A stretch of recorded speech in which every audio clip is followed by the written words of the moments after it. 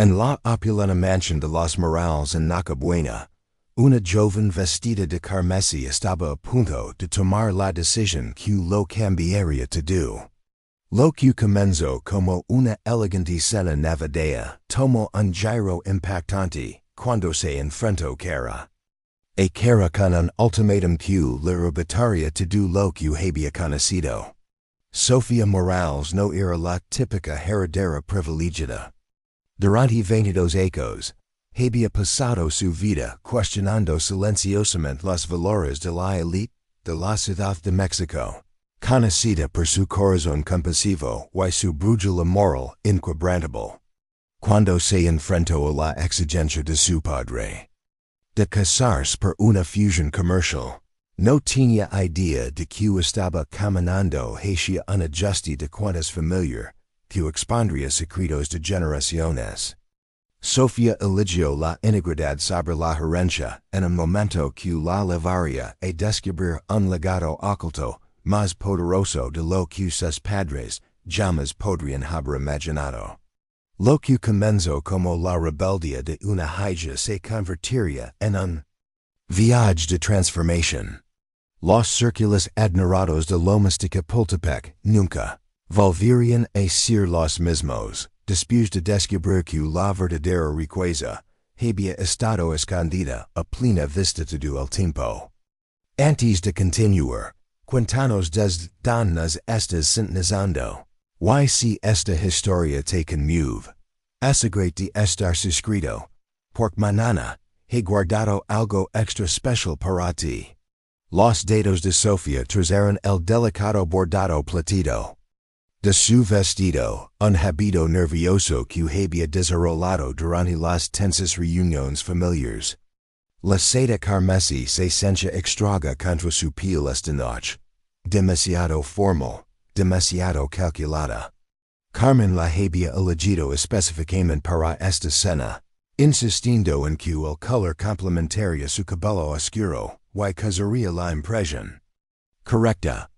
Ahora, radiada del resplandor dorado de las lámparas de cristal y la calidez artificial de la alegría navideña forzada, Sofia entendía exactamente qué tipo de impresión había pretendido su madre. El gran comedor de la mansión Morales zumbaba con las conversaciones cuidadosamente orquestadas de la élite de la Ciudad de México. Las esposas de banqueros discutían los próximos viajes europeos de sus hijos, mientras los magnates de la construcción debatían oportunidades de desarrollo en Polanco. El enorme árbol de Navidad en la esquina brillaba con ornamentos importados. Cada uno valía más de lo que la mayoría de las familias gastaba en comestibles en un mes. Sin embargo, bajo la superficie reluciente, Sofia sintió la suffocación familiar del mundo de sus padres, un lugar donde las apariencias importaban más que la autenticidad, donde las relaciones eran transacciones y él era condicional. Sofia, mi amor, ¿podrías pasar el vino al señor Mendoza? La voz de Carmen levaba ese tono particular que Sofia reconoce el que decía comportate, envuelto en dulzura maternal. Diego Mendoza se sentaba frente a ella, su camisa perfectamente planchada, y su sonrisa calculada, haciendo que el estómago de Sofia se revolviera. A los 28 años, posea el tipo de arrogancia confiada que venía de nunca haber escapado. No.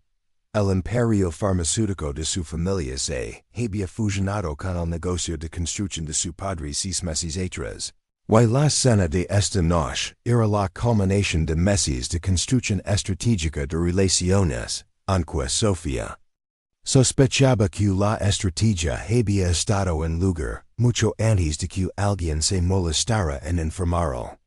La voz de Ricardo resonó desde la cabecera de la mesa, comandando atención como siempre. Amigos, familia, su mirada se dirigió significativamente sobre los invitados reunidos. La Navidad siempre ha sido un tiempo para celebrar no solo nuestras bendiciones, sino nuestro futuro. Esta noche, Carmen y yo estamos particularmente bendecidos de compartir noticias maravillosas. La sangre de Sofia say hello. Había sospechado que este momento se acercaba, lo sintió construyendos. Como una tormenta durante toda la dolorosa charla trivial de la noche. Pero escuchar las palabras de su padre, viendo las caras expectantes volteadas hacia su mesa, hizo que la realidad cayera sobre ella como agua helada. Nuestra Sofia, continuó Ricardo, su mano cayendo pasivamente en su hombro, ha aceptado la propuesta de matrimonio de Diego. Se casarán esta primavera, uniendo nuestras familias. En más que solo negocios. El comedor estalo en aplausos educados y felicitations. Sofia se sentó congelada, su copa de vino a medio camino de sus labios, mientras la mentira se derramaba sobre ella. Diego levantó su copa con una sonrisa triunfante que no llegaba a sus ojos. Al otro lado de la mesa, captó la mirada desesperada de su madre, una explica silenciosa de complemento que Sofia había visto demasiadas veces antes. Papá, la voz de Sofia cortó a través del ruido celebratorio, quieta pero lavando claramente. En el silencio súbito, no he aceptado nada. Los dedos de Ricardo se apretaron en su hombro. Su sonrisa nunca flaqueó, pero Sofia sintió la advertencia en su hogar. Sofia, mi hija, no seas modesta, hemos discutido esto a fondo. No, Sofia se puso de pie, su silla raspando contra el piso de mármol. El sonido resonó en el salón ahora silencioso.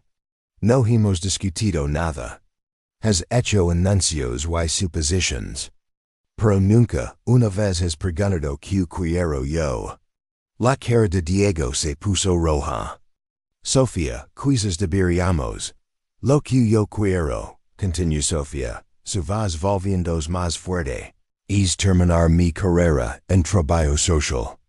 Lo que yo quiero es usar mi educación para ayudar a personas que realmente necesitan ayuda, no jugar. A la casita con alguien que apenas conozco, para que nuestros padres puedan fusionar sus imperios más eficientemente. El silencio que siguió era ensordecedor. Sofia podía escuchar el tic del reloj antiguo en la repisa, el sonido distante de villancicos navideños tocando desde la radio de la esquina. La cara de Carmen se había puesto pálida, sus nudillos blancos mientras agarraba su servilleta. Varios invitados se movían incómodamente, súbitamente fascinados por sus platos. La voz de Ricardo, cuando luego, lavaba el hilo de la furia controlada. Sofia, claramente estás alterada. Quizás deberías retirarte a tu cuarto mientras los adultos continúan su conversación. Tengo 22 años, papá. No soy una niña, y no soy una mercancía por ser intercambiada por ventas comerciales. Las manos de Sofia temblaron, pero su voz permaneció firme. No me casaré con Diego. No ser parte de cualquier arreglo que hayas hecho. Entonces, no serás parte de esta familia. Las palabras caerán como piedras en agua quieta, creando ondas de shock que se extenderán por el salón. La boca de Diego se abrió. La respiración aguda de Carmen era audible. Incluso el personal, que había estado sirviendo café discretamente, se congeló en su lugar. Ricardo, por favor, la voz de Carmen se quebró mientras se extendía hacia él. No, Carmen. Nuestra hija ha hecho su elección. Prefiero tirar todo lo que hemos construido para ella, su educación, su futuro, su familia, por alguna noción tonta sobre ayudar a la gente. Bueno, Sofia, vimos cuánta ayuda puedes proporcionar cuando no tienes nada. Sofia sintió el cuarto girando alrededor de ella, pero la voz de su abuela resonó en su memoria. Princesa, A veces la elección correcta es la más difícil. Pero elegir lo que es correcto, incluso cuando duele, es lo que separa aquellos que viven de aquellos que meramente existen. Esperanza había estado muerta por 2 ecos, pero su sabiduría se sintió más presente en este momento que cualquiera de las personas rodeando a Sofia. Entonces eligió dijo Sofia silenciosamente. Las palabras vinieron de algún lugar profundo dentro de ella, un lugar que había estado construyendo este coraje por ecos. Eligió vivir por mis propios valores, en lugar de los tuyos. Ricardo se puso de pie lentamente, su figura imponente, proyectando una sombra a través de la mesa. Muy bien. Tienes 15 minutos para recoger lo que puedas cargar. Carlos te escoltará para asegurar que no tomes nada que pertenezca a esta familia que es todo lo que has pasado alguna vez. Los siguientes minutos pasarán en una confusión surreal. Carlos, su jefe de seguridad, siguió a Sofia a su cuarto con precisión militar. Sus manos temblarán mientras agarraba sus libros universitarios, las pocas fotos de su abuela, y la pequeña cruz plateada que Esperanza le había dado. Ecos atrás. Mientras descendía la gran escalera una última vez, Sofia captó vislumbres de los invitados detrás de la puerta del comedor. Algunos susurraban entre ellos, otros miraban abiertamente. Carmen apareció en el pasillo, su máscara corrida, su vestido elegante y arrugado. Sofia, mi amor, por favor. Solo disculpate, de que reconsiderarás. Mamá. Sofia hizo una pausa, su mano en la manilla de la puerta principal. Te amo. Pero no puedo convertirme en alguien que no soy solo para mantener la paz en una familia que valora el dinero más que el amor.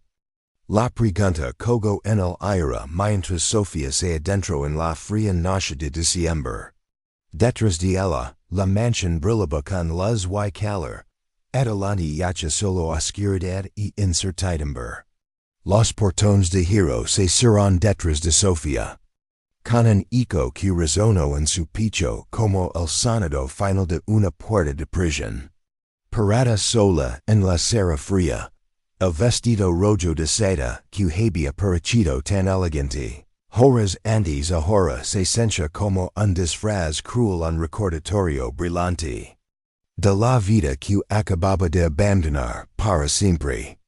El aire nocturno de diciembre mordía a través de su delgado abrigo mientras Sofia caminaba hacia su sedán modesto, el único vehículo en la entrada que no gritaba riqueza ostentosa. Sus manos temblaron mientras buscaba las llaves en su bolso. No del frío, sino de la realidad abrumadora de lo que acababa de suceder. En el espacio de una hora, había perdido su familia, su hogar, y todo lo que había conocido. Su teléfono vibró con otra notificación bancaria. Su cuenta de ahorros congelada. Su fondo universitario inaccesible. Ricardo había sido meticuloso y rápido, cortando cada hilo financiero que la conectaba a la familia Morales, con la eficiencia despiadada de un siriano. Sofia se sentó en su auto, las luces de la mansión invisibles en su espejo retrovisor. Como estrellas distantes en otro universo. El silencio dentro del vehículo se sentía extraño después del caos emocional de la cena. Por primera vez en su vida, no tenía un plan, no tenía un destino, no tenía a dónde ir. Su primer instinto fue llamar a sus amigas de la Universidad Valeria, cuya familia posee cadenas hoteleras. Isabella, cuyos padres eran diplomáticos prominentes. Estas eran las personas que habían llenado su mundo social, que habían compartido sus clases de etiqueta y sus vacaciones en Europa. Valeria? Soy Sofia, necesito. Sofia, mi amor, y escuch. La voz de Valeria sonaba tensa, incómoda. Mi madre recibió una llamada de la tuya hace 20 minutos.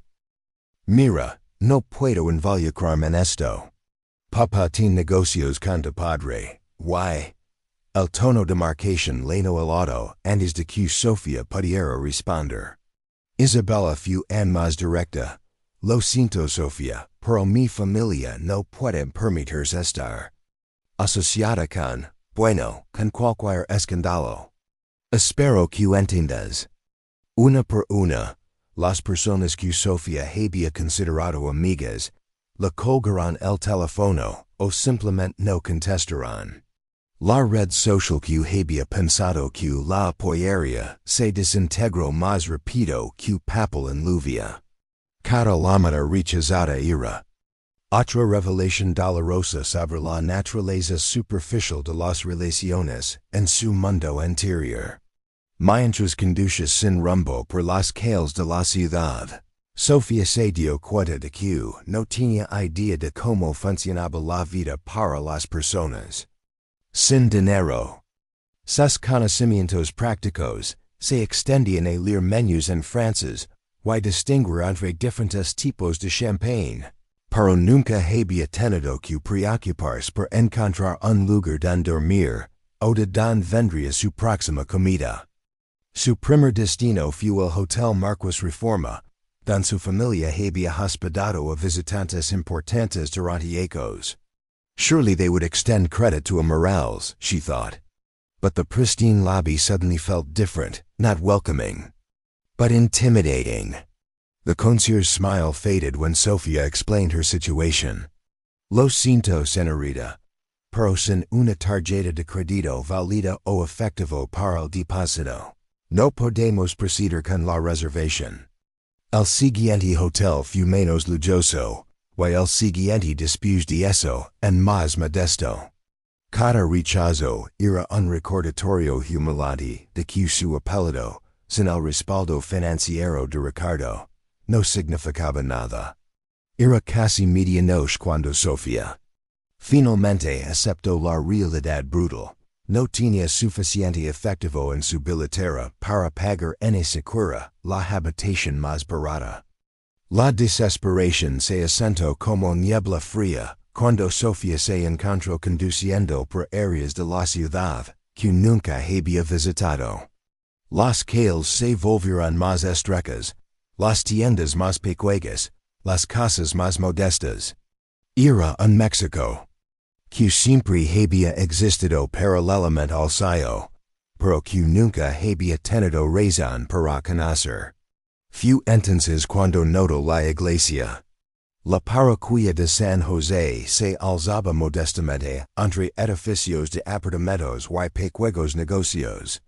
Su campanario simple una silueta contra el cielo nocturno. El estacionamiento estaba parcialmente lleno, no con las BMW y Mercedes de su mundo, sino con autos viejos, algunos con ventanas agrietadas y pintura desgastada por el tiempo. Sofia aparcó en una esquina oscura del estacionamiento, apagó el motor, y por primera vez desde que salió de la mansión, permitió que las lágrimas fluyeran. Lloró por la familia que había perdido, por la ingenuidad que había sido destrozada, por el futuro incierto que se extendía ante ella como un océano negro. El llanto se convirtió en sollozos que sacudían todo su cuerpo, ecos de frustración. Reprimida y dolor familiar derramándose en la privacidad de su auto. El vestido rojo se arrugó mientras se encogía en el asiento del conductor. Y no la imagen de elegancia que Carmen había pretendido, sino simplemente una joven asustada. Y sola, un golpe suave en su ventana la sobresaltó. Una mujer mayor con un chal redo y ojos gentiles estaba parada junto a su auto, su rostro lleno de preocupación genuina. ¿Estás bien, mía? Preguntó la mujer cuando Sofia bajó la ventana parcialmente. Yo estoy bien, Sofia mintió, secando las lágrimas rápidamente. No, no lo estás. La mujer que se presentó como Rosa tenía la clase de presencia maternal que hacía imposible mentir. ¿Tienes dan pasar la noche?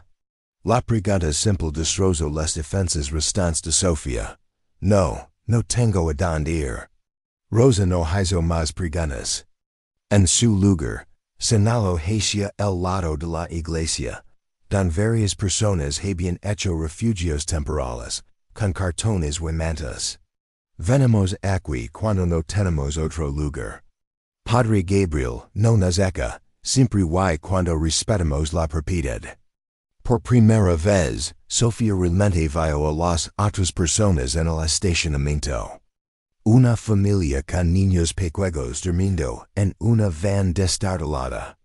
Un hombre anciano envuelto en periódicos, bajo una manta delgada. Una mujer joven que no podía ser mucho mayor que Sofia, meciendo a un bebé en sus brazos. Nunca he. Sofia comenzó, pero se detuvo. La frase, nunca he estado sin hogar, parece grotescamente inadecuada. Rosa entendió de todos modos. La primera noche es la más difícil. Después aprendes que la dignidad no viene de don dorms, sino de como tratas a otros. Mientras Sofia pasaba las horas antes del amanecer en su auto, observando a esta comunidad improvisada de personas sin hogar, comenzó a entender cosas que nunca había considerado. Vio a Rosa compartir su comida escasa con la familia en la van. Observa al hombre anciano dar su manta extra a la mujer joven con el bebé. Presenció actos pequeños de bondad y sacrificio que hacían que las generosas donaciones caritativas de su padre, siempre hechas para beneficio fiscal y reconocimiento público, parecieran vacías por comparación. Cuando el hambre finalmente la golpeó alrededor de las 3 de la mañana, Sofia se dio cuenta de que nunca había sentido hambre real antes. Los dolores punzantes en su estómago eran completamente diferentes de la sensación educada de tener apetito antes de las cenas elaboradas. Esto era necesidad física, urgente y incómoda. Rosa notó su malestar y le ofreció la mitad de un sándwich rancio. No es mucho, pero llena el estómago. Sofia dudó no por orgullo, sino por la realización de que aceptar significaría que Rosa tendría menos para sí misma. Pero el gesto de bondad de la mujer mayor era tan genuino que rechazar parecería cruel. Gracias, Sofia murmuró, y se sorprendió de cuánto significaban esas palabras simples. Mientras comía el sándwich seco, Sofia pensó en las cenas de 7 platos que había dado por sentado. La comida que había dado sin tocar, porque no se veía apetitosa en el plato. Cada bocado de ese sándwich humilde sabía más significativo que cualquier manjar que hubiera comido en la mansión. El amanecer llegó lentamente, pintando el cielo en tonos de rosa y oro que Sofia nunca había tomado el tiempo de apreciar. Desde su ventana con vista al jardín manicurado.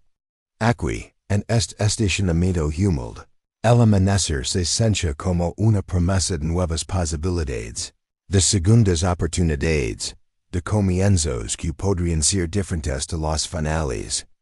Padre Gabriel apareció cuando las primeras luces tocaron los escalones de la iglesia. Era un hombre de mediana edad, con canas prematuras, y ojos que habían visto tanto sufrimiento como esperanza. Su presencia inmediatamente calmó a las personas, reunidas no con autoridad, sino con compasión genuina. Buenos días, familia, les dio a todos.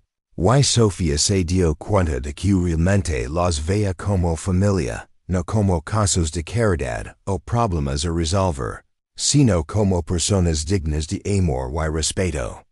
Cuando sus ojos se encontraron con los de Sofia a través de la ventana de su auto, se acercó con pasos cuidadosos.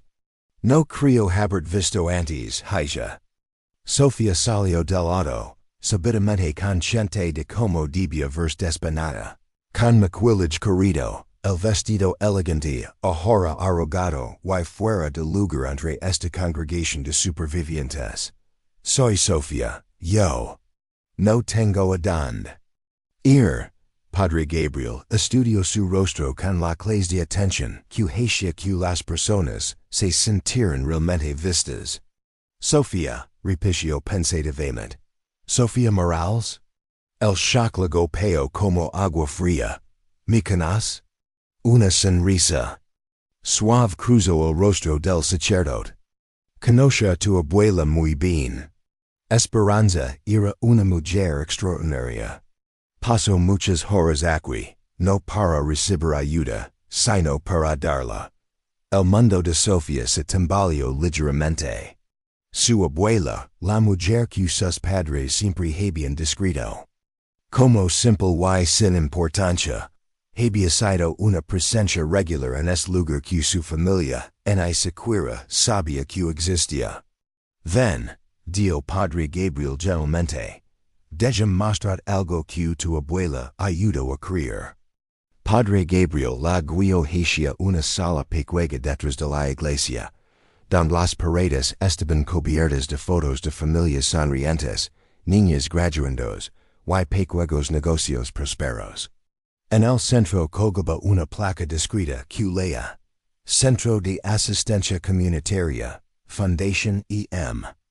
EMEM, murmuró Sofia, las iniciales resonando en su mente como campanas distantes. Esperanza Morales, confirmó el sacerdote. Tu abuela financió este lugar durante 15 años. Nunca quiso reconocimiento público, pero insistió en que ayudáramos a familias como las que conoces de noche. Sofia tocó la placa con dedos temblorosos. Todo lo que pensaba que sabía sobre su familia se estaba desmoronando como castillos de arena. Mis padres dijeron que ella era pobre.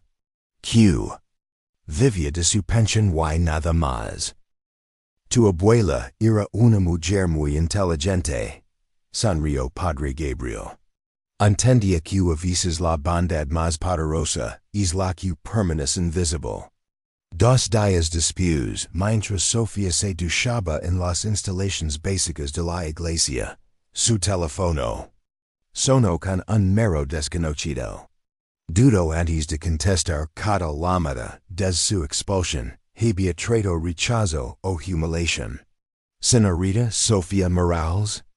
La voz era gentle, educada, con el tono calmado de alguien acostumbrado a manejar asuntos delicados. Sí, mi nombre es Miguel Santos. Soy abogado, y necesito verla urgentemente sobre un asunto relacionado con su difunta abuela, Esperanza Morales. El corazón de Sofia se aceleró. ¿Qué tipo de asunto? Prefiero discutirlo en persona. ¿Podríamos encontrarnos esta tarde? Tengo mi oficina en la colonia Roma, pero si es más convenient, puedo ir a donde usted esté. Sofia miró alrededor del modesto refugio donde había pasado las últimas 2 noches. Puedo ir a su oficina. La oficina de Miguel Santos era un mundo aparte de los buffets corporativos lujosos que Sofia conocía. Ubicada en un edificio de los años 40 con pisos de madera desgastada y ventanas que necesitaban pintura. La práctica legal de Miguel se especializaba claramente en servir a la comunidad local más que a la élite. Miguel mismo era un hombre de unos 60 años con cabello platido y ojos bondadosos detrás de anteojos con montura de alambre. Su escritorio estaba cubierto de archivos y fotos familiares, y las paredes exhibían diplomas de universidades públicas en lugar de institutions Ivy League. Señorita Morales se puso de pie cuando ella entró, estudiando su rostro con interés genuino. Tiene los ojos de su abuela. Esperanza hablaba de usted constantemente. Sofia se sentó en la silla de cuero disgustado frente a su escritorio. Sintiéndose extrañamente nerviosa. ¿Usted conoce bien a mi abuela? Muy bien. Fui su abogado durante 25 años, pero más importante, fui su amigo. Miguel abrió un archivo grueso. Esperanza me pidió que contactara a usted, específicamente en caso de que algo le sucediera a su relación con su familia. Algo. ¿Cómo que? Miguel la estudió cuidadosamente. Como ser desheredada por seguir su conciencia en lugar de los deseos de su padre. El shock hizo que Sofia se enderezara en su silla. ¿Cómo pudo ella saber? Su abuela entendía su hijo mejor de lo que él se entendía a sí mismo. Esperanza perdió his ecos que Ricardo eventualmente forzaría usted a elegir entre la conformidad y sus valores. Miguel sonrió tristemente. Ella apostó por sus valores. Miguel abrió una carpeta nueva y sacó documentos que parecen oficiales y completos. Sofia, su abuela le ha dado algo. Algo que sus padres nunca supieron que existía. Pero ella no tenía dinero, vivía muy simplemente. Su abuela vivía simplemente por elección, no por necesidad. Miguel le entregó un documento. Esperanza Morales acumuló una fortuna considerable a lo largo de su vida, a través de inversiones cuidadosas y un pequeño negocio de costura que operaba desde su casa. Cuando murió, dejó un fideicomiso por valor de 8 millones de pesos. El mundo de Sofia se tambaleó. 8 millones de pesos era más dinero del que había imaginado que su abuela pudiera haber visto en toda su vida. Hay conditions, continuó Miguel. El fideicomiso solo puede ser suyo si cumple con los términos específicos que Esperanza estableció. ¿Qué tipo de términos? Miguel sonrió, y Sofia pudo ver por qué su abuela había confiado en este hombre. Debe vivir modestamente durante un año completo, usando los fondos únicamente para ayudar a otros. No puede gastar dinero en lujos personales. No puede vivir en un lugar que cuesta más de 5,000 pesos al mes en alquiler. Y debe documentar cada peso gastado en servicio comunitario. Sofia leyó los documentos con creciente asombro. Su abuela había sido meticulosa, especificando exactamente cómo quería que se usara el dinero, para educación, microcréditos para pequeños negocios, asistencia médica para familias necesitadas y programas comunitarios. ¿Por qué? Preguntó. Sofia, ¿por qué todas estas conditions?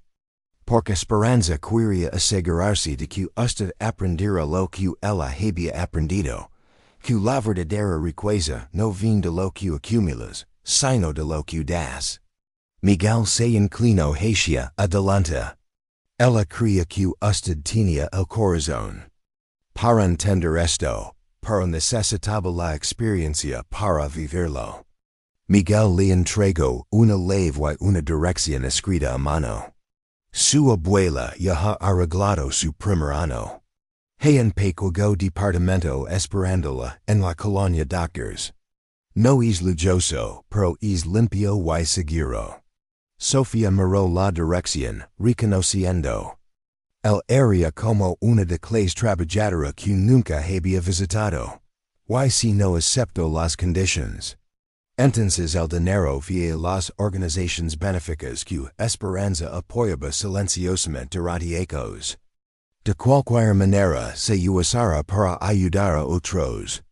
Miguel abrió el cajón de su escritorio y sacó un sobresalado con la elegante escritura de Esperanza. Ella también le dejó esto. Me pidió que se lo diera solo después de explicar el fideicomiso.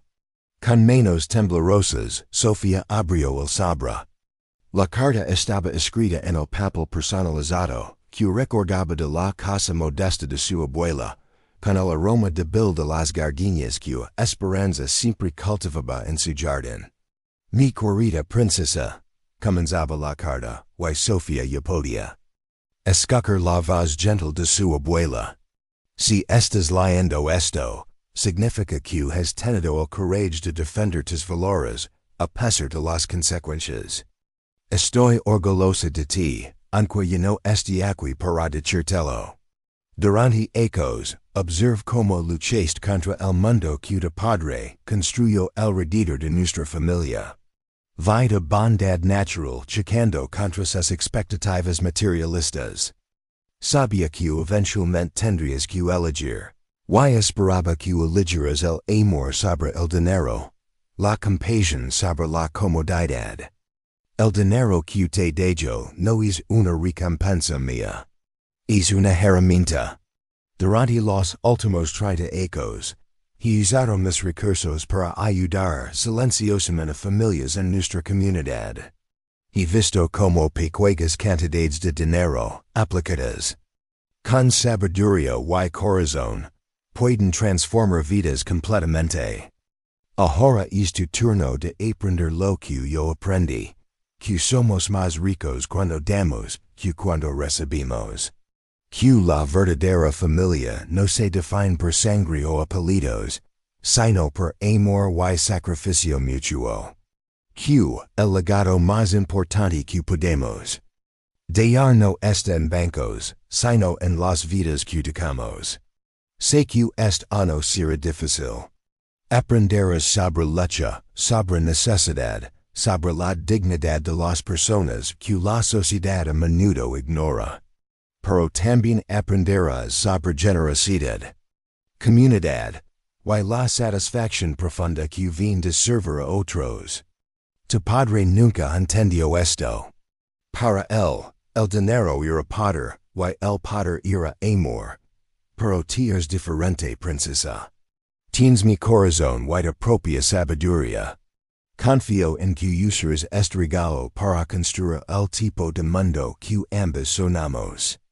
Con todo mi amor y esperanza en tu futuro, tu abuela Esperanza. Las lágrimas rodaron por las mejillas de Sofia mientras terminaba la carta. Todo comenzaba a tener sentido. Las conversaciones que Esperanza había tenido con ella sobre justicia social. Su apoyo silencioso a los estudios de trabajo social de Sofia. Incluso su sonrisa secreta cuando Sofia había expresado frustración con la superficialidad de su familia. ¿Acepta las condiciones?, preguntó Miguel gentilmente. Sofia dobló la carta cuidadosamente y la guardó en su bolso junto con la llave del departamento. Por primera vez en días sintió algo parecido a la esperanza floreciendo en su pecho. Sí, dijo firmemente, acepto. Prepara y narrar esta historia nos tomó mucho tiempo, así que si la estás disfrutando, suscribid a nuestro canal. Significa mucho para nosotros. Ahora volvamos a la historia. Miguel sonrió y comenzó a explicar los detalles prácticos del fideicomiso. Habría reuniones mensuales para revisar cómo se estaban usando los fondos. Sofia recibiría una cantidad mensual para gastos básicos de vida, pero la mayoría del dinero estaría disponible específicamente para proyectos comunitarios. Una cosa más, dijo Miguel mientras Sofia se preparaba para irse. Su abuela no fue la única persona en su familia que entendía estos valores. Hay otros que han estado esperando conocerla. ¿Otros? Su tía Elena, la hermana de su padre que se alejó de la familia hace años. Esperanza mantuvo contacto con ella, y Elena ha estado involucrada silenciosamente en muchos de los proyectos de su abuela. Sofia se detuvo en la puerta. Nunca he conocido a Elena, papá nunca habla de ella. Esperanza esperaba que eventualmente la conociera. Elena ha estado siguiendo su historia a través de los ecos, esperando el momento correcto para conectarse.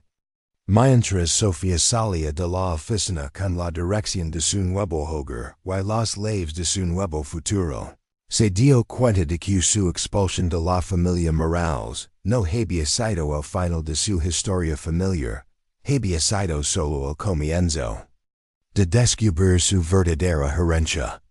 La colonia Doctors era un mundo completamente diferente al que Sofia había conocido.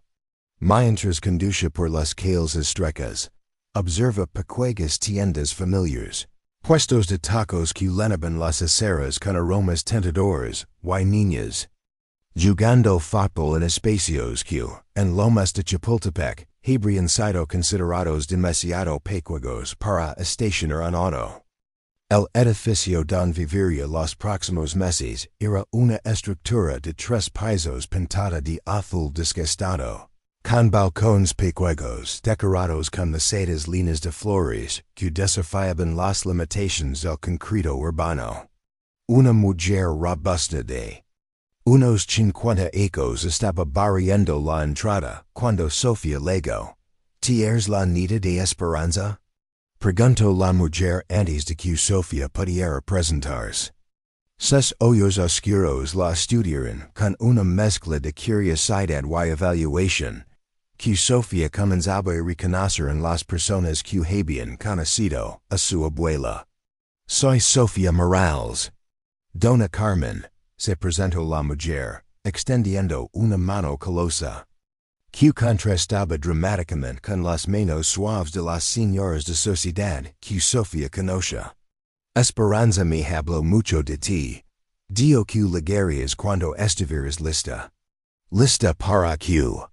Dona Carmen sonrió, revelando un diente de oro que brilló al sol. Para aprender lo que realmente significa vivir.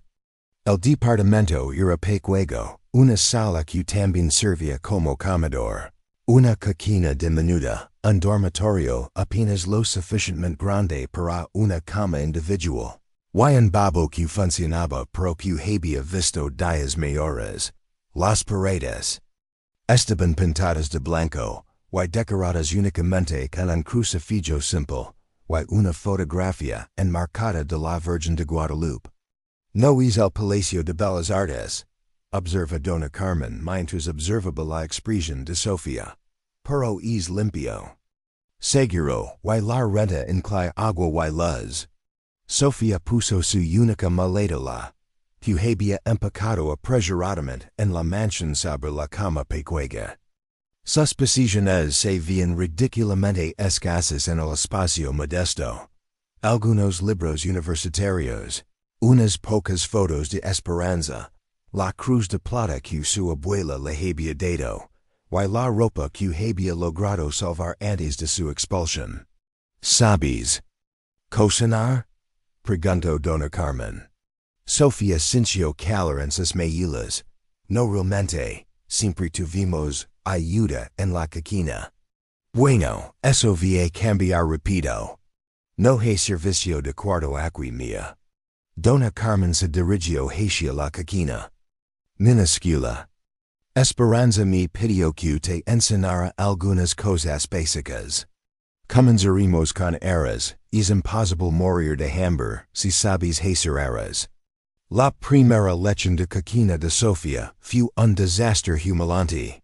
Quemó el eras, derramó aceite toda la estufa, y logró crear una nube de humo que activó el detector de humo del edificio. Dona Carmen observa todo con paciencia divertida.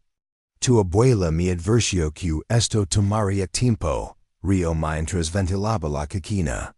Dio que tenías el corazón correcto, pero que las manos necesitarían entrenamiento. Mientras limpiaban el desastre juntas, Sofia se encontró haciendo preguntas que nunca había necesitado hacer antes. ¿Cómo sabías cuando el eras estaba listo? ¿Por qué el aceite hacía tanto ruido?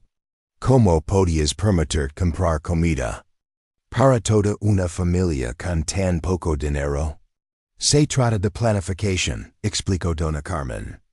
Compras lo que está en temporada, Coquinas grandes cantidades y guardas las sobras, y nunca desperdicias nada.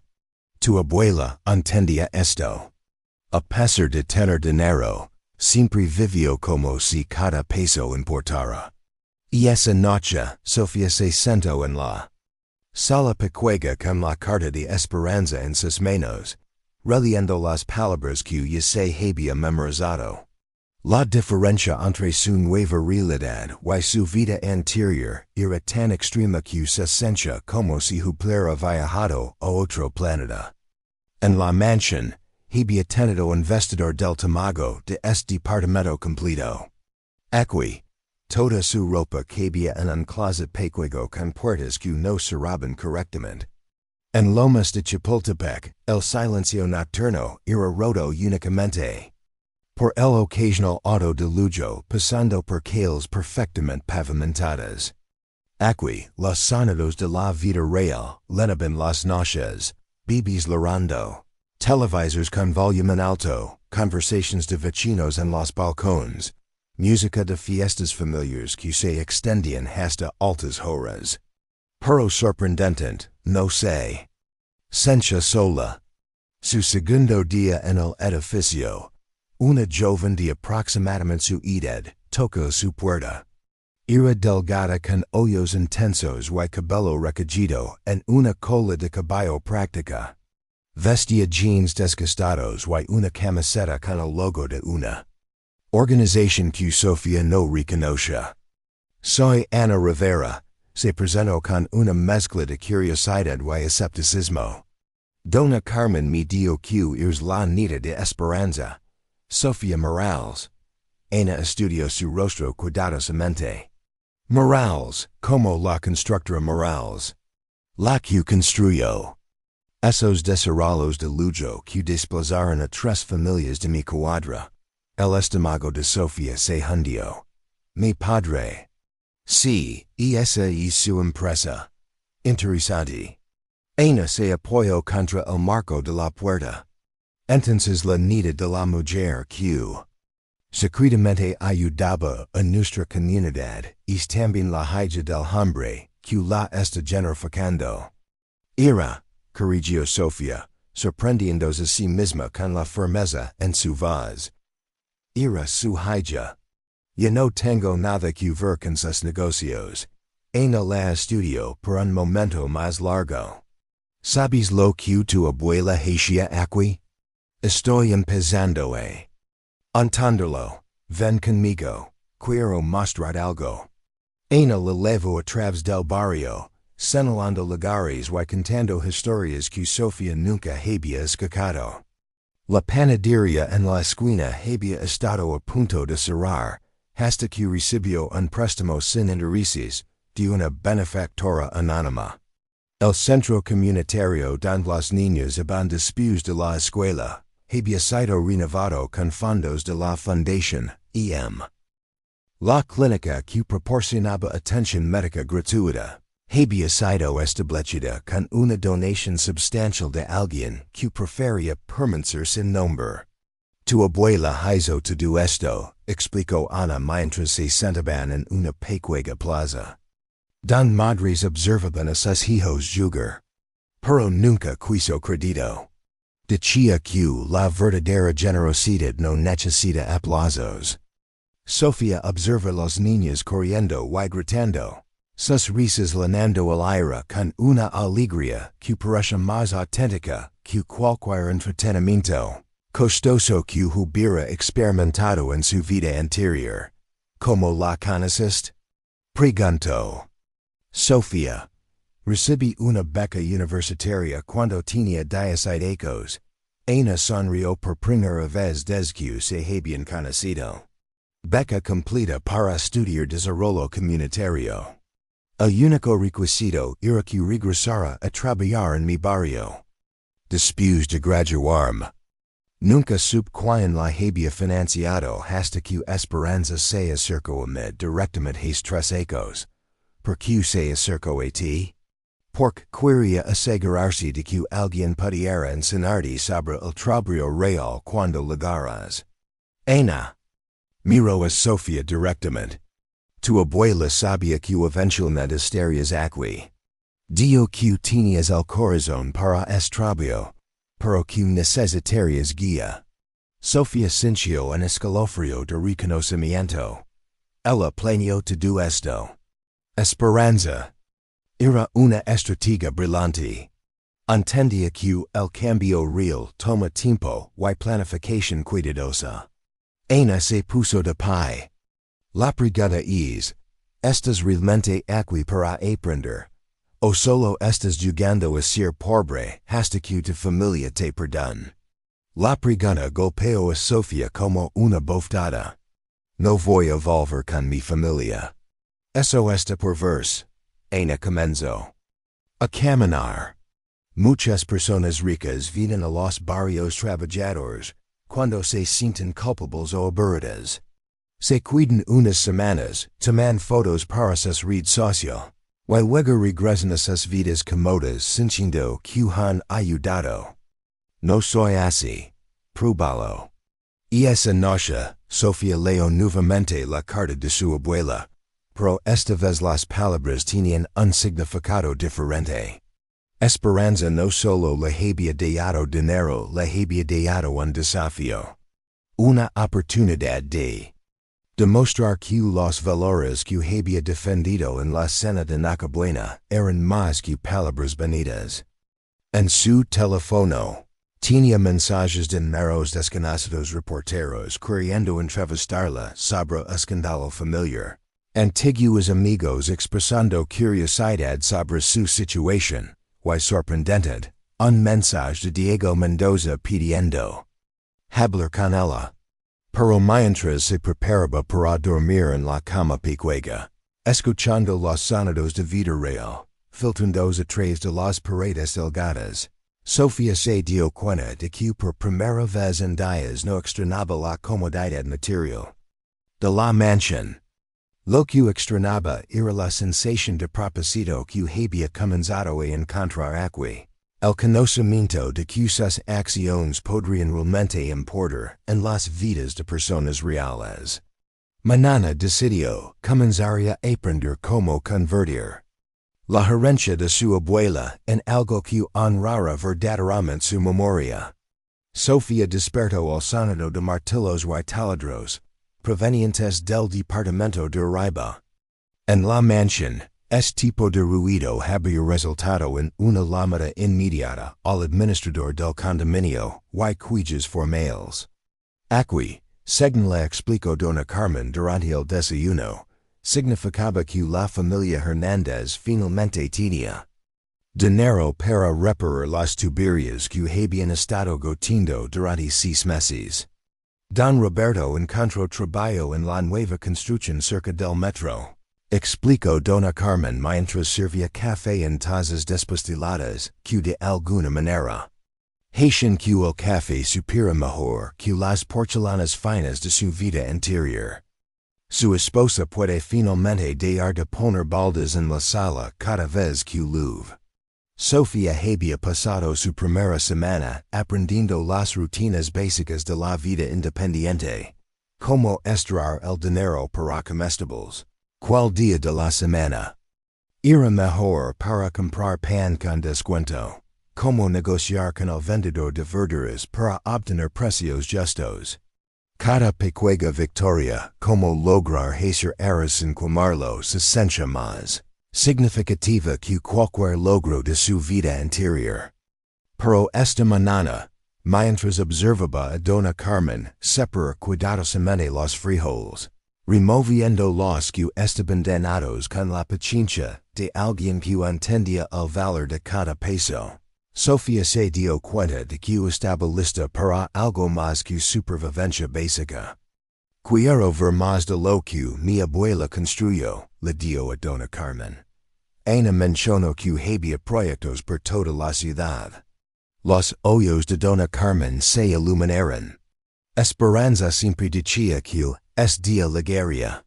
Cuando te sentirás lista para entender completamente su trabajo.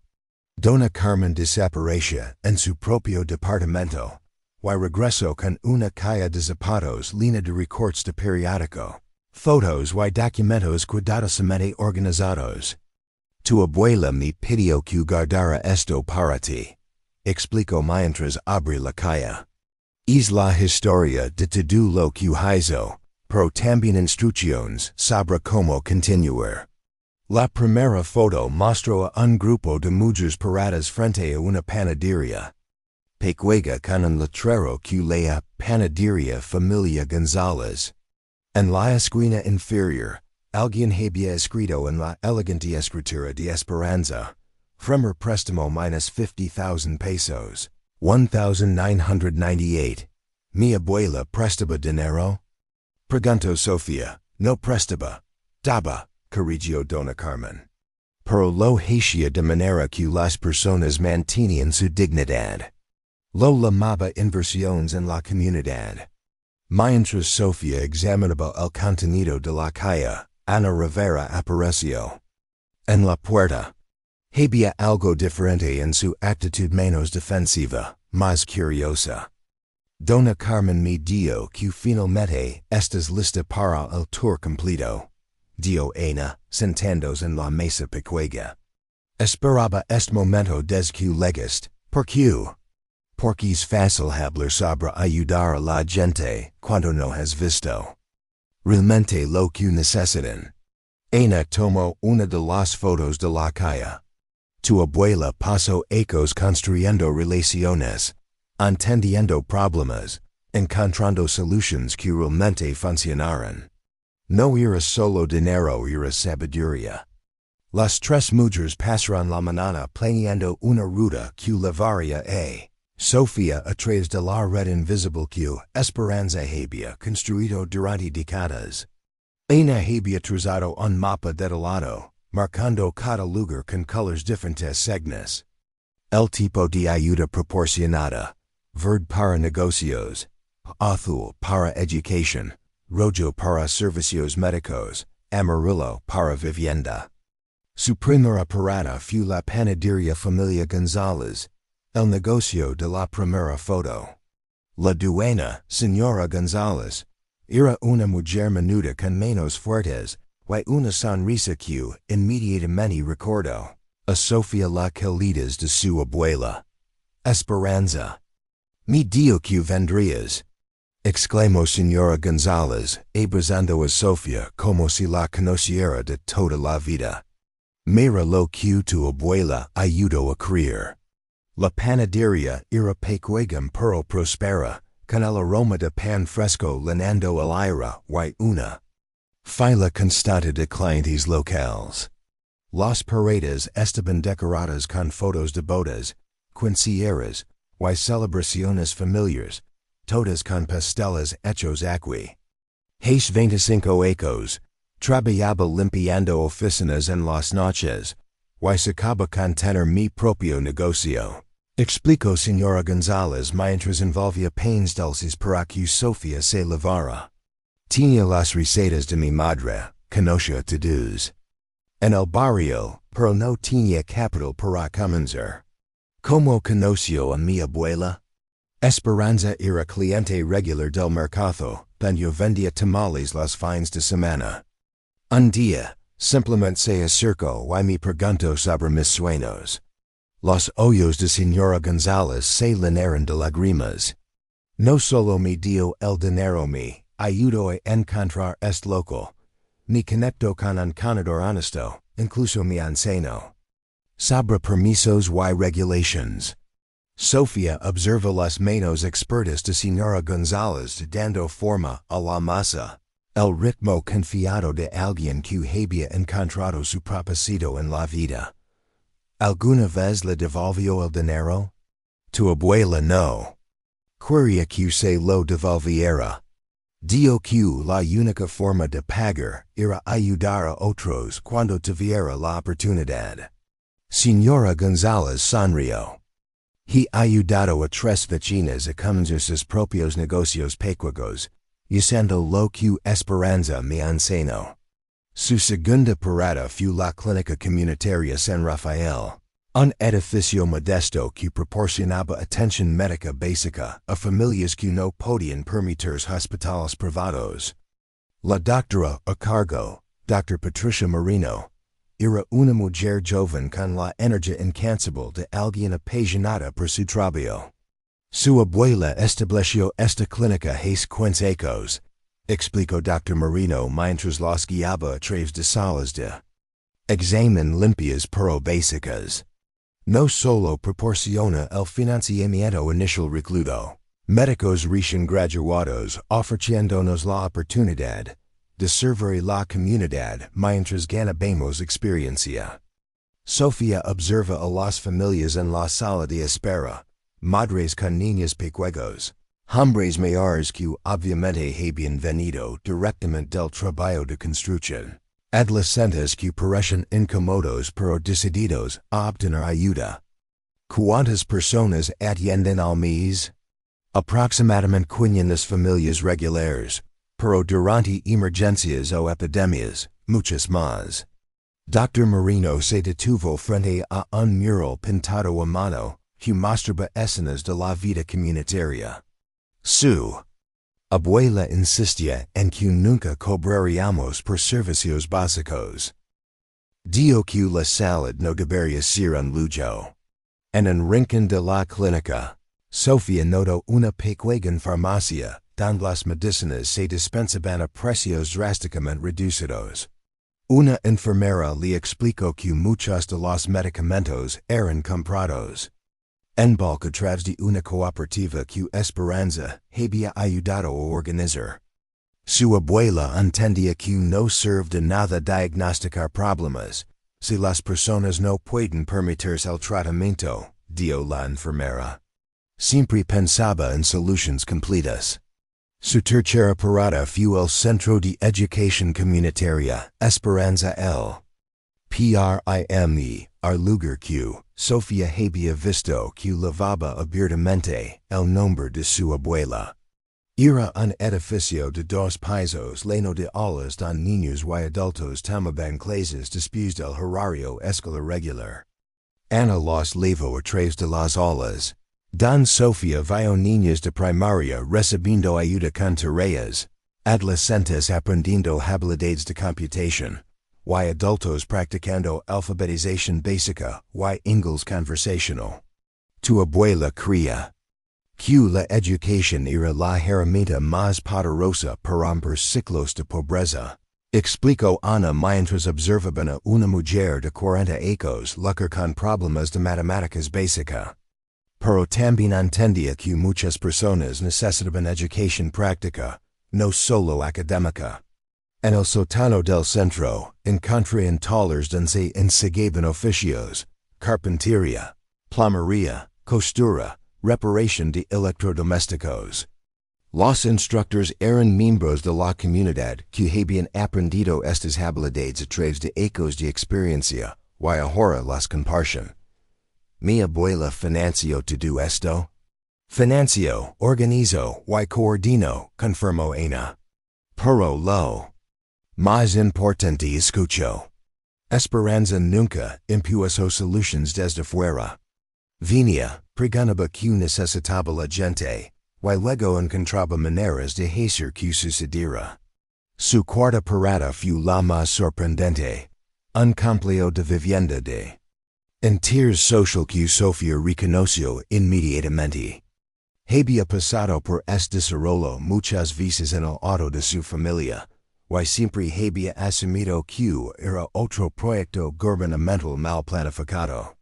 Tu abuela trabajó con arquitectos y planificadores urbanos durante 5 años para decidir este lugar, explicó Ana mientras caminaban por calles limpias bordeadas de casas pequeñas, pero bien construidas.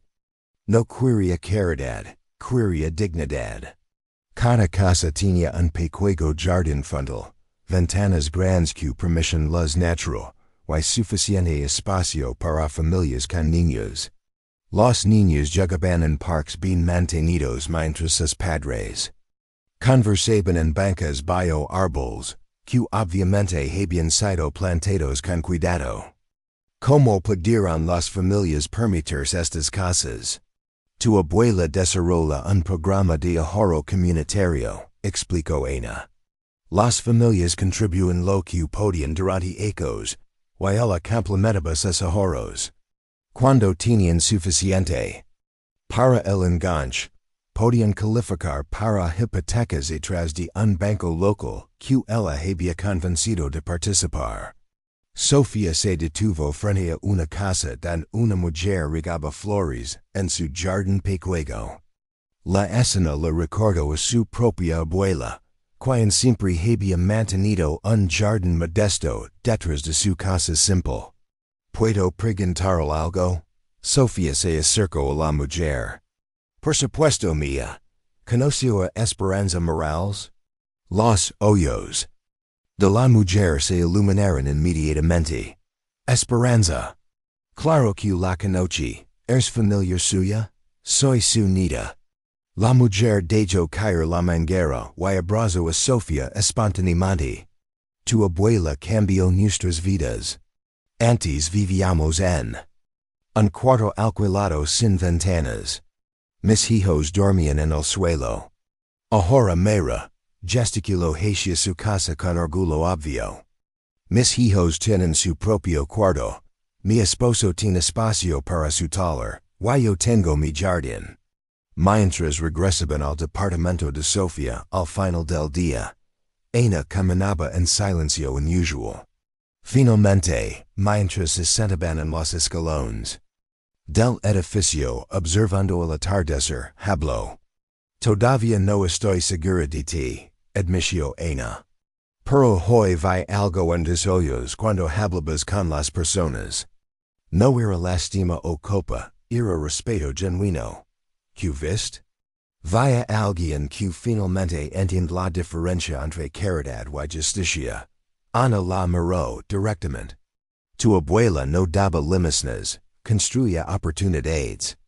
Sofia pensó en todas las personas que había conocido ese día. Señora González con sus manos fuertes, Dr. Moreno con su pasión incansable, la mujer orgullosa de su jardín pequeño. Cada una había sido transformada no solo por el dinero de Esperanza, sino por su visión de lo que las personas podrían ligar hacer con la oportunidad correcta.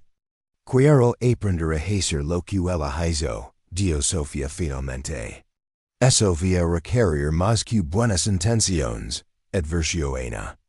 Va a requerir ecos de trabajo, errores, y la humildad de admitir cuando no sabes algo.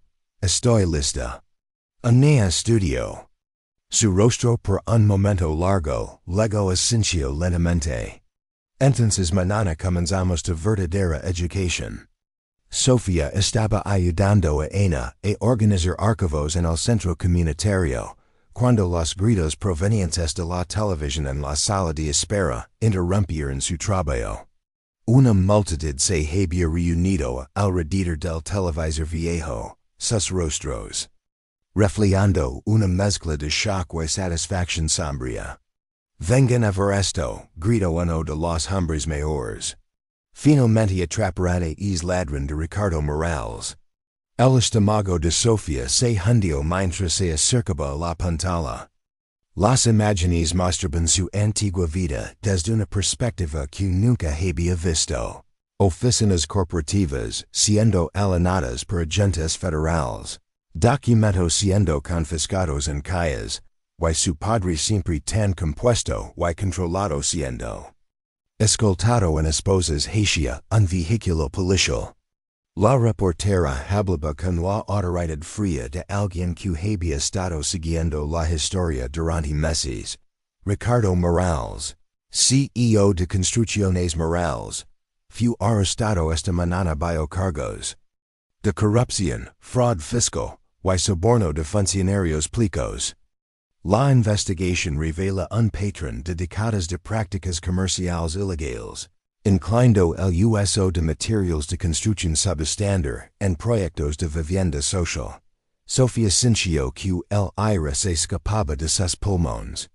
Las imágenes cambiaron a un edificio de apartamentos que había colapsado parcialmente, con familias evacuadas paradas en la calle con sus pocas posesiones.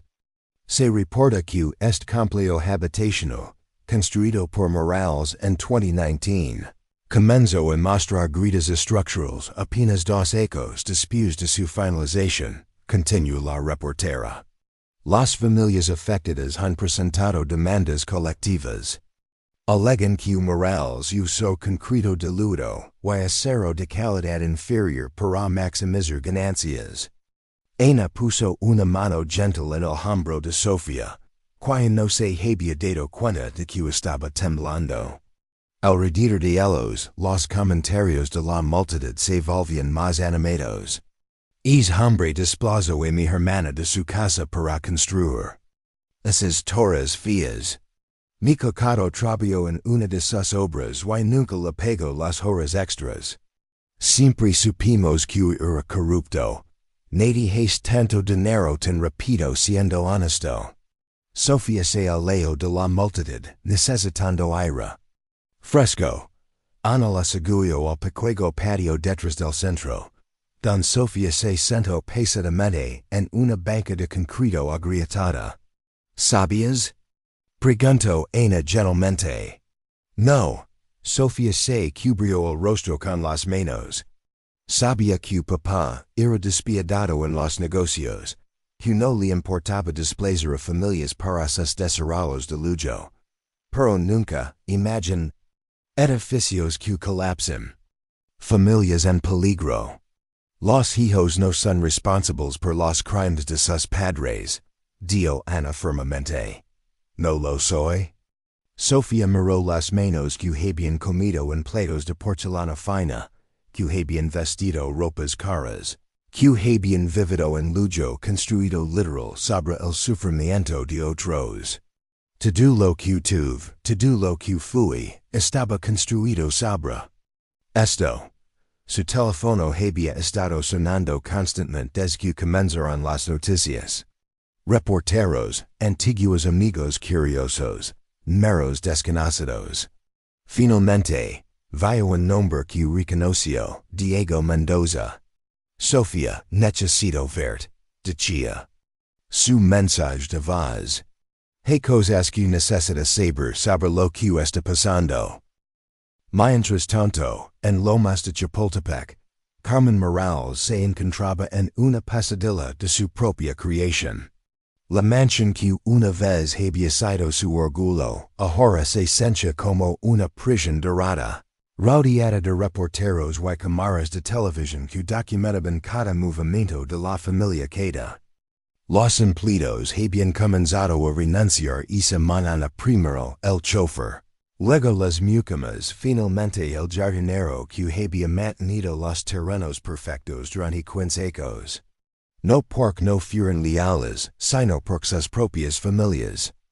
En colonias trabajadoras los presionaban para aliarse de los Morales. Carmen se sentó en la sala principal, donde apenas 3 semanas antes había planeado la cena navideña, que resultó en la expulsión de Sofia. Los adornos navideños han colgaban, ahora pareciendo grotescamente fuera de lugar, como decoraciones en una tumba. Su teléfono sonó, otra llamada de un abogado, otro pedido de dinero que ya no tenían. Las cuentas bancarias estaban congeladas, los activos bajo investigación. La vida que había construido tan cuidadosamente, se desmoronaba con la velocidad de un edificio mal construido. Señora Morales? La voz de Esperanza, su asistente personal durante 10 años, era apenas un susurro. Los señores del banco están aquí. Dicen que necesitan hablar sobre la hipoteca. Carmen cerró los ojos. Incluso la mansión, su último símbolo de seguridad, estaba en riesgo. Todo lo que había valorado, todo por lo que había sacrificado. Su relación con Sofia se estaba convirtiendo en humo. Un recuerdo la golpeó con fuerza inesperada. Sofia, a los 16 años, llegando a casa llorando después de un proyecto escolar en un barrio pobre. Mamá, ¿por qué algunas familias no tienen suficiente comida, mientras nosotros tenemos tanto? había preguntado. Carmen había respondido con las frases vacías que Ricardo siempre usaba. Así es la vida, mi amor. Nosotros trabajamos duro. Por lo que tenemos. Ahora se daba cuenta de que Sofia había visto algo que ella había elegido ignorar. Su hija había tenido el courage moral que Carmen había perdido, hacía ecos, enarrado bio capas de conveniencia y conformidad.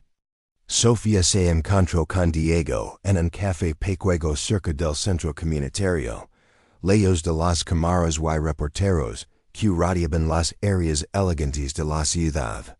Se veía diferente, menos pulido, más humano. Sus ojos tenían la clase de cansancio que viene de noches sin dormir y decisiones difíciles. Sabía que esto iba a pasar. Diego sin preámbulos, deslizando una carpeta tras de la mesa. Mi padre y el tuyo han estado involucrados en estas prácticas durante años. Yo tenía pruebas. Sofia abrió la carpeta para encontrar documentos. Fotos y grabaciones de audio etiquetadas meticulosamente. ¿Te hiciste esto? He estado cooperando con la investigación federal durante 6 meses. Diego se pasó las manos por el cabello. Cuando me dijeron sobre el matrimonio arreglado, me di cuenta de que era solo otra transacción comercial para cubrir más crímenes. ¿Por qué? Porque mi familia farmacéutica ha estado proporcionando medicamentos falsificados para los proyectos de salud comunitaria de tu padre. Medicinas diluidas, vacunas expiradas vendidas como nuevas. Diego la miró directamente. Y esa noche en la cena, cuando rechazaste casarte conmigo, me diste el courage para hacer lo correcto. Sofia sintió náusea al entender las implicaciones. ¿Cuántas personas resultaron heridas? Demasiadas. Pero ahora ambas empresas van a enfrentar las consecuencias. Diego sacó su teléfono y le mostró un artículo de noticias. Mi padre también fue arrestado esta mañana. El artículo detalaba una red de corrupción que se extendía a través de múltiples industrias, construcción, farmacéutica, y hasta funcionarios gubernamentales que habían facilitado contratos fraudulentos. Era más grande de lo que Sofia había imaginado. Tu madre está sola ahora, Diego gentilmente. Los activos están congelados. La casa está en riesgo de embargo, y no tiene nadie. Sofia pensó en Carmen, la mujer que una vez había sido cálida y cariñosa, que la había enseñado a caminar en tacones, y a comportarse en cenas formales, que había elegido la lealtad a Ricardo sobre el amor a su hija. No sé qué sentir. Admitió Sofia. Parte de me quiere ir a ayudarla. Otra parte piensa que esto es justicia por todas las familias que lastimaron. Ambas pueden ser verdad, sugirió Diego. Las personas pueden ser víctimas y cómplices al mismo tiempo. Y esa noche, Sofia caminó sola por las calles de su nuevo barrio, procesando el día surreal. En el edificio donde vivía, los vecinos la saludaron con normalidad. Dona Carmen preguntó sobre su día. Los niños del segundo piso le mostraron sus dibujos. El hombre mayor del primer piso le ofreció café. Estas personas habían visto las noticias, sabían exactamente quién era su padre, pero no la trataban diferentes. En su mundo anterior, el escándalo habría resultado en ostracismo inmediato. Aquí, entendían que la familia no siempre definía a la persona. Ana la encontró sentada en los escalones del edificio, mirando las estrellas que eran visibles incluso en la ciudad, desde este barrio menos iluminado. ¿Cómo te sientes? Preguntó Ana, sentándose a su lado. Libra, respondió Sofia, sorprendida por su propia respuesta. Es terrible decirlo, pero me siento libra. Por primera vez en mi vida, no tengo que cargar el peso de fingir que mi familia era honorable. White madre. Sofia suspiro profundamente. No sé. Quiero ayudarla, pero no sé si me diara. No sé si debería. Tu abuela solía decir. Que el perdón no significa olvidar o permitir más daño. Reflexiona ena. Significa elegir la compasión sin sacrificar la justicia. En su bolsillo, el teléfono de Sofia vibró con un mensaje de texto de un número desconocido. Sofia, soy Elena, tu tía. Acabo de ver las noticias. Creo que es tiempo de que nos conozcamos. Tengo mucho que contar sobre tu abuelo y nuestra familia. Sofia mostró el mensaje Ana, quien sonrió por primera vez en todo el día. Parezco el universo tiene más revelaciones para ti. Y esa noche, mientras Sofia se preparaba para dormir en su pequeño departamento, reflexiona sobre como una sola decisión en Nochebuena había desencadenado una serie de eventos que estaban desenredando décadas de secretos y mentiras. Su padre estaba en prisión, su madre estaba sola y probablemente sin recursos, y una tía misteriosa había aparecido ofreciendo más verdades sobre el pasado familiar.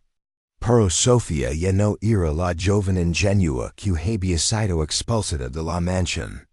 Tenía un propósito ahora, una comprensión de cómo usar recursos para crear cambio real. Y más importante, una comunidad que la valoraba por quien estaba eligiendo ser, no por de don venía. Mañana conocería a Elena. Mañana comenzaría a entender los últimos secretos de su familia. Y eventualmente, tendría que decidir qué hacer sobre Carmen.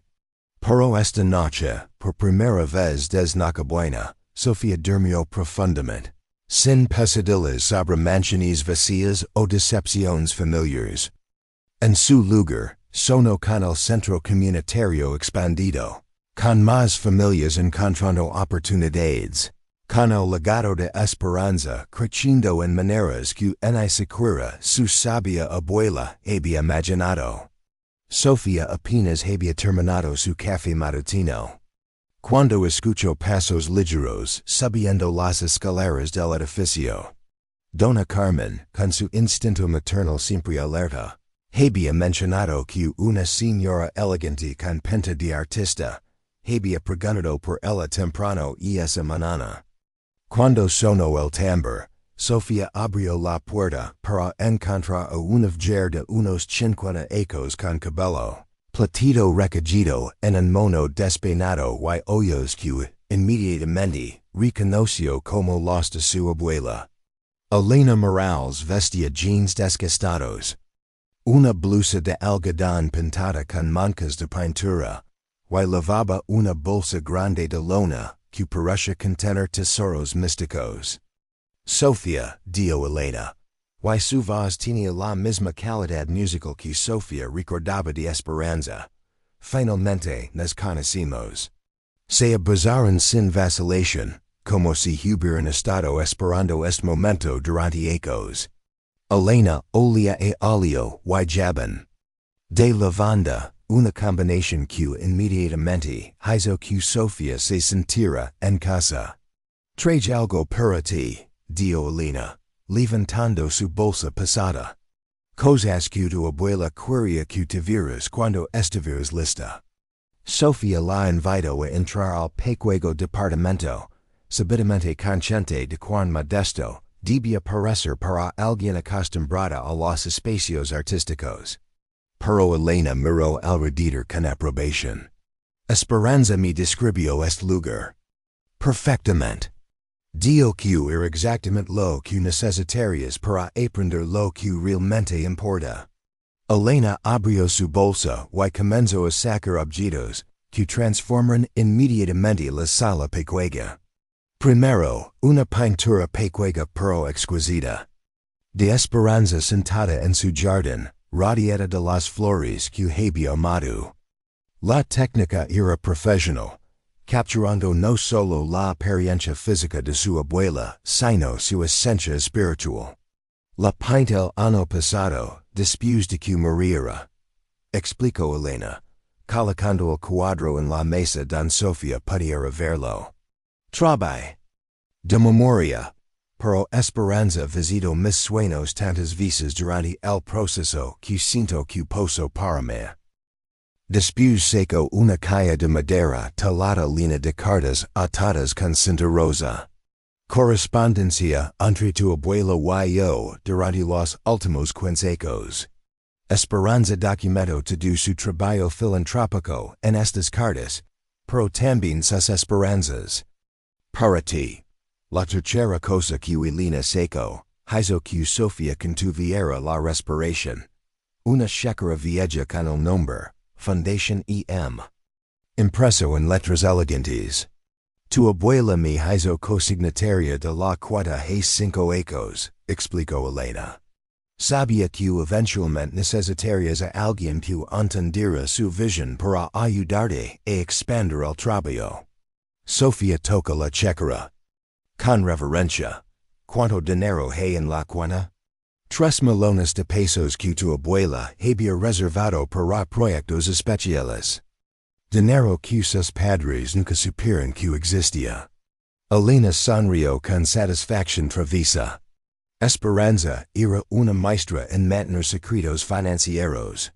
Elena se sentó en el sofá pequeño y miró directamente a Sofia. Ahora cuéntame. Todo. Quiero escuchar tu versión de la noche que te Echaron, como encontraste Miguel Santos, que has aprendido sobre el trabajo de Esperanza. Durante la siguiente hora, Sofia contó su historia completa desde la humiliación en la cena. Navidad hasta su despertar gradual sobre el legado de su abuela. Elena escuchó sin interrupción, asintiendo ocasionalmente, sus ojos llenos de lágrimas, cuando Sofia describió su primera noche sin hogar. Tu abuela estaría tan orgullosa, murmuró Elena cuando Sofia terminó. Esperanza siempre decía que tenías el alma de una guerrera de justicia, pero que necesitabas ser despojada de tus privilegios para encontrar tu fuerza real. ¿Por qué nunca te conocí antes? Preguntó Sofia. Papá nunca mencionaba que tenía una hermana. El rostro de Elena se endureció.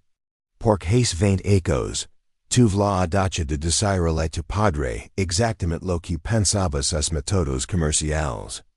Elena se levantó y caminó hacia la ventana pequeña, que daba al patio donde los niños del edificio jugaban fútbol. Yo era arquitecta, ¿sabías? Me gradué con honors. Tenía ideas sobre vivienda social sostenible. Quería usar mi educación para ayudar a las comunidades necesitadas. ¿Qué pasó? Ricardo me ofreció trabajo en su empresa. Pensé que podría influenciarlo desde dentro, convencerlo de construir con integridad. Elena rió amargamente. En mi primer proyecto, descubrí que estaba usando material subestándar y sobornando a inspectores. Cuando lo confronté, me dijo que me calara y fuera una buena empleada. Sofia sintió una conexión familiar con la historia de Elena. ¿Why no te calaste? Hais más que no calarme. Documenté todo y se lo report a las autoridades. Elena se volteó para enfrentar a Sofia. Por supuesto, Ricardo tenía más conexiones políticas que yo. Nada pasó legalmente, pero él se aseguró de que nunca pudiera trabajar como arquitecta en Mexico City a través. ¿Qué hiciste? Me fui a Oaxaca, donde conocí el nombre Morales. Comencé de nuevo como artista, viviendo con muy poco pero finalmente libre de la toxicidad de tu padre. Elena sonrió genuinamente por primera vez. Fui agitando. Descubrí mi verdadero talento para la pintura. Elena abrió otra parte de su bolsa y sacó un portafolio de cuero. Pero Esperanza nunca perdió contacto conmigo. Me enviaba dinero secretamente para mis exposiciones de arte, y yo le daba ideas sobre proyectos comunitarios, Basados en lo que vea en las comunidades rurales, dan vivia. Los dibujos en el portafolio mostrarán deseos para centros comunitarios. Espacios de arte público y jardines comunitarios que integraban belleza con funcionalidad. Tu abuelo y yo diseñamos muchos de los proyectos que visites con Ana, continuó Elena. Esperanza proporcionaba el financiamiento y la conexión comunitaria. Yo proporcionaba los deseos que harían los espacios tanto hermosos como prácticos. Sofía estudió los dibujos, viendo por primera vez como los espacios que había visitado habían sido cuidadosamente planeados para maximizar tanto la función como la dignidad humana. Hay algo más, dijo Elena, sacando el último ítem de su bolsa, un cuaderno grueso atado con cordel. Los planes para el próximo proyecto grande de Esperanza. Algo que planeamos lanzar este año. Sofía abrió el cuaderno para encontrar páginas de notas detalladas, diagramas y presupuestos para algo llamado Centro Cultural y Económico Esperanza Morales. ¿Qué es esto? Un centro comunitario completo con espacios para arte, educación, técnica, cuidado infantil, servicios de salud, y microcréditos comerciales, todo bajo un techo. Elena se sentó junto a Sofía para explicar los planos. Esperanza quería crear un modelo que pudiera ser replicado en otras comunidades. Los números eran impresionantes. El proyecto requeriría 5 millones de pesos y 2 acres de construcción. Pero el impacto potencial era en más impresionante. Se estimaba que serviría a más de 1,000 familias directamente. Y ahora que hacemos con esto, y esa decisión es tuya, dijo Elena. Esperanza me pidió que te presentara el proyecto. Pero solo si sentía que estabas verdaderamente lista. Después de escuchar tu historia hoy, creo que lo estás. Sofía cerró el cuaderno, sintiendo el peso de la responsabilidad. No sé si estoy preparada para algo tan grande. Tu abuela. No esperaba que lo hicieras sola. Elena puso una mano en el hombro de Sofía.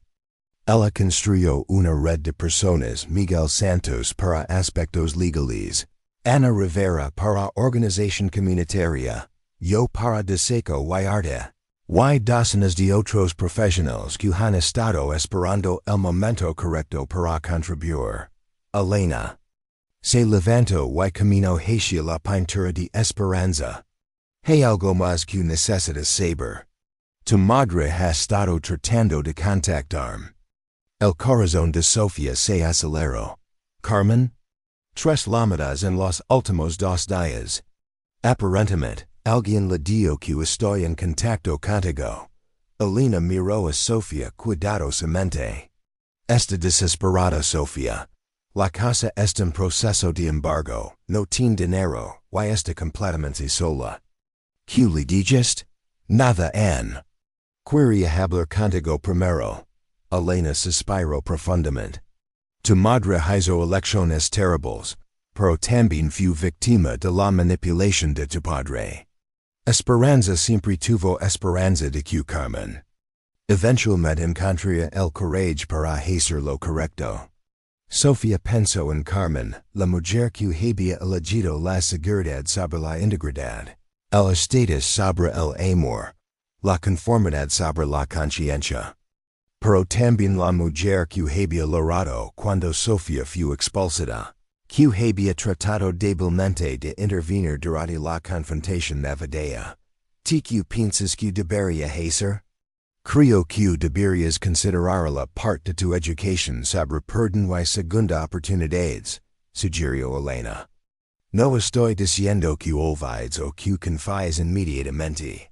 Pero tal vez está lista para aprender las lecciones que te has estado aprendiendo. Elena comenzó a empacar sus cosas, pero dejó la pintura, las cartas, y el cuaderno de proyectos. Estaré en la ciudad durante una semana, hospedandome en un hotel pequeño cerca del Zocalo. Quiero conocer a Ana Rivera, y ver algunos de los proyectos de esperanza en persona. Y después regreso a Oaxaca, a menos que decidas que necesitas mi ayuda con el centro cultural. Elena sonrió.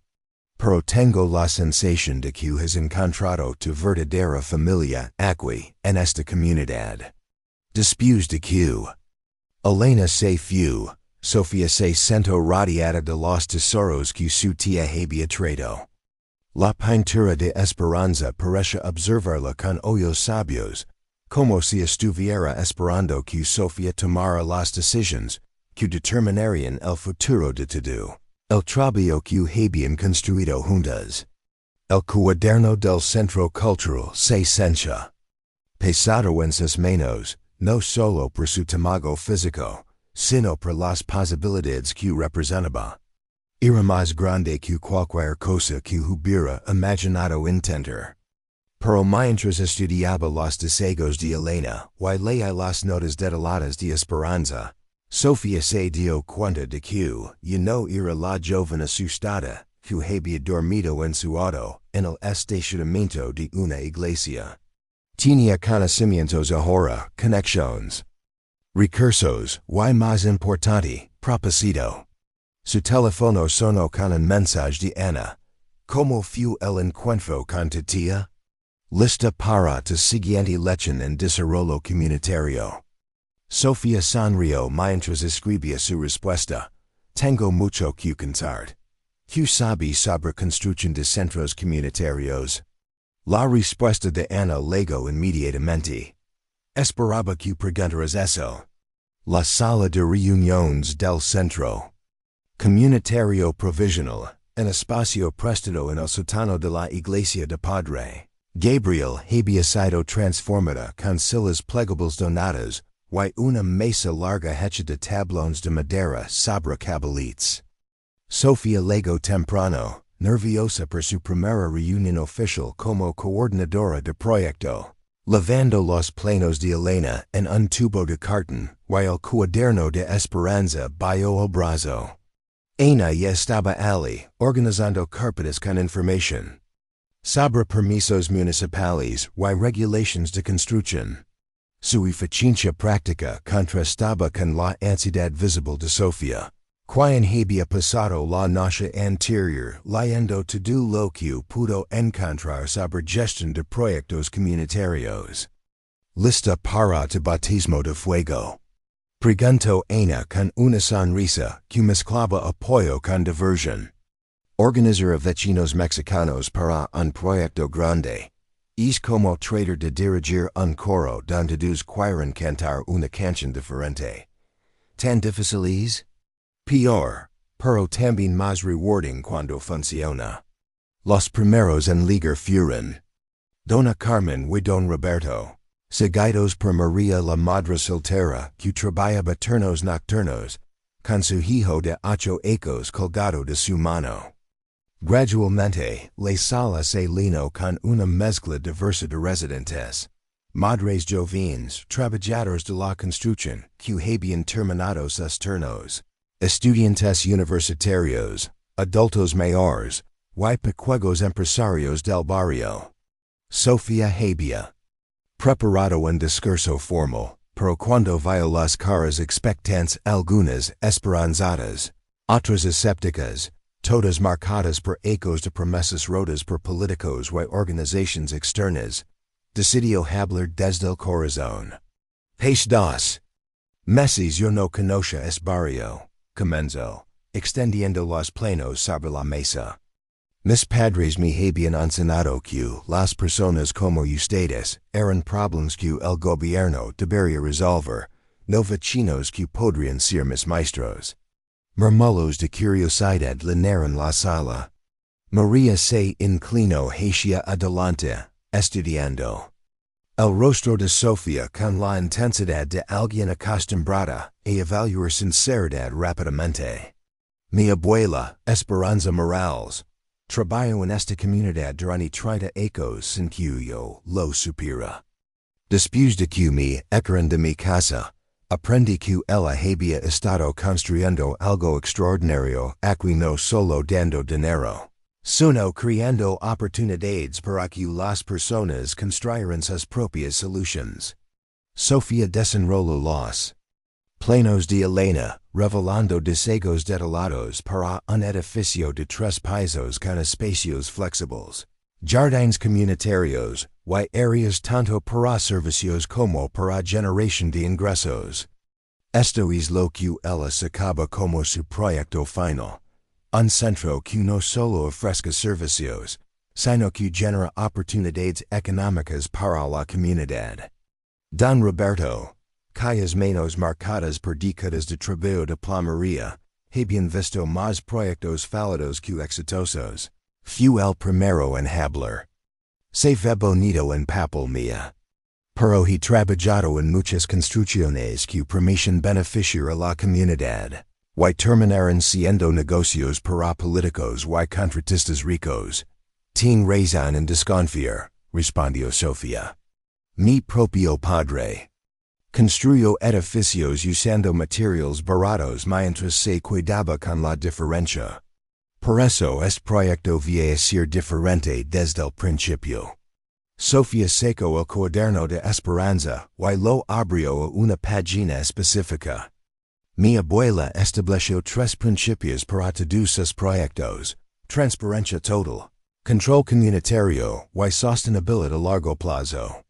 Ana tomó el relevo, explicando cómo funcionaría la estructura organizacional. Necesitamos formar comités de residentes que supervisan cada aspecto, desde la selección de contratistas hasta la gestión de área, una vez que esté funcionando. ¿Y quién decide qué servicios se ofrecen? Preguntó Lupita, una mujer de mediana edad que dirigía una tienda de abarrotes familiar. Ustedes, respondió Sofia firmemente. Hoy vamos a hacer una lista de las necesidades más urgentes. Priorizarlas juntos, y desegar el centro alrededor de lo que realmente necesitan. Durante la siguiente hora, Sofia tomó notas mientras los vecinos compartían frustraciones y sueños que habían estado gargando durante ecos. Las madres trabajadoras necesitaban desesperadamente cuidado infantil confiable. Los jóvenes querían acceso a computadoras y internet para tareas escolares y búsqueda de empleo. Los adultos mayores querían espacio para vender sus artesanías y productos caseros.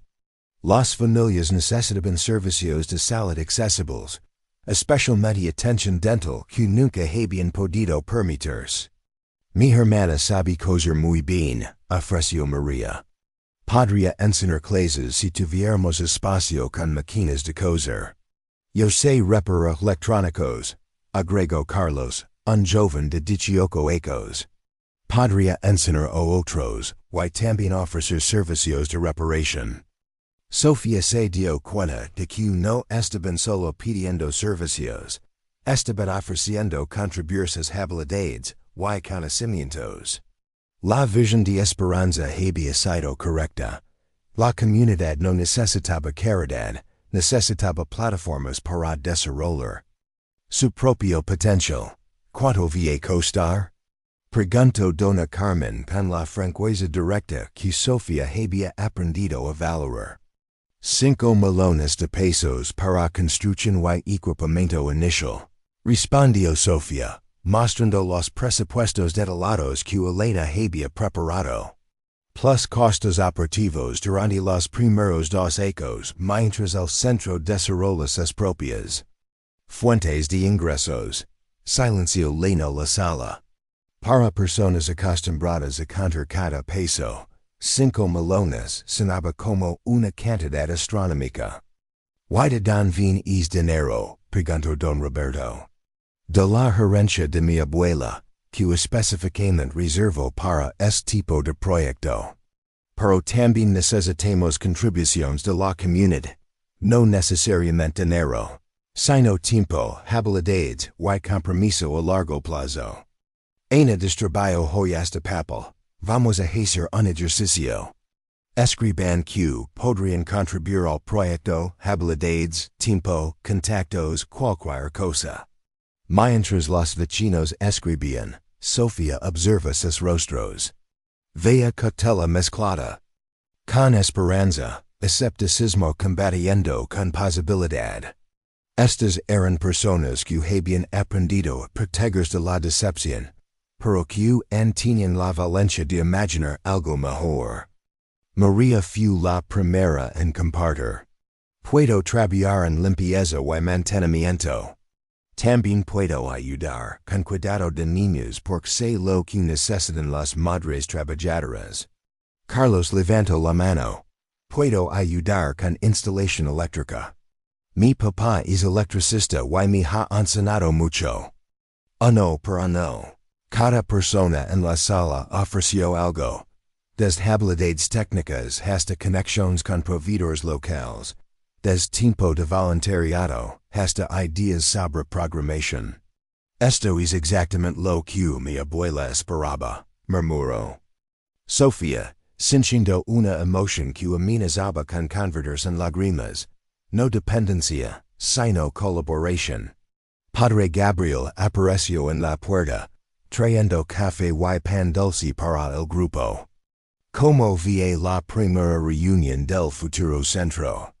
Mejor de lo que esperaba, respondió Ana.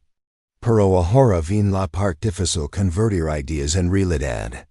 Padre Gabriel se sentó con el grupo, agregando su propia perspectiva sobre las necesidades comunitarias.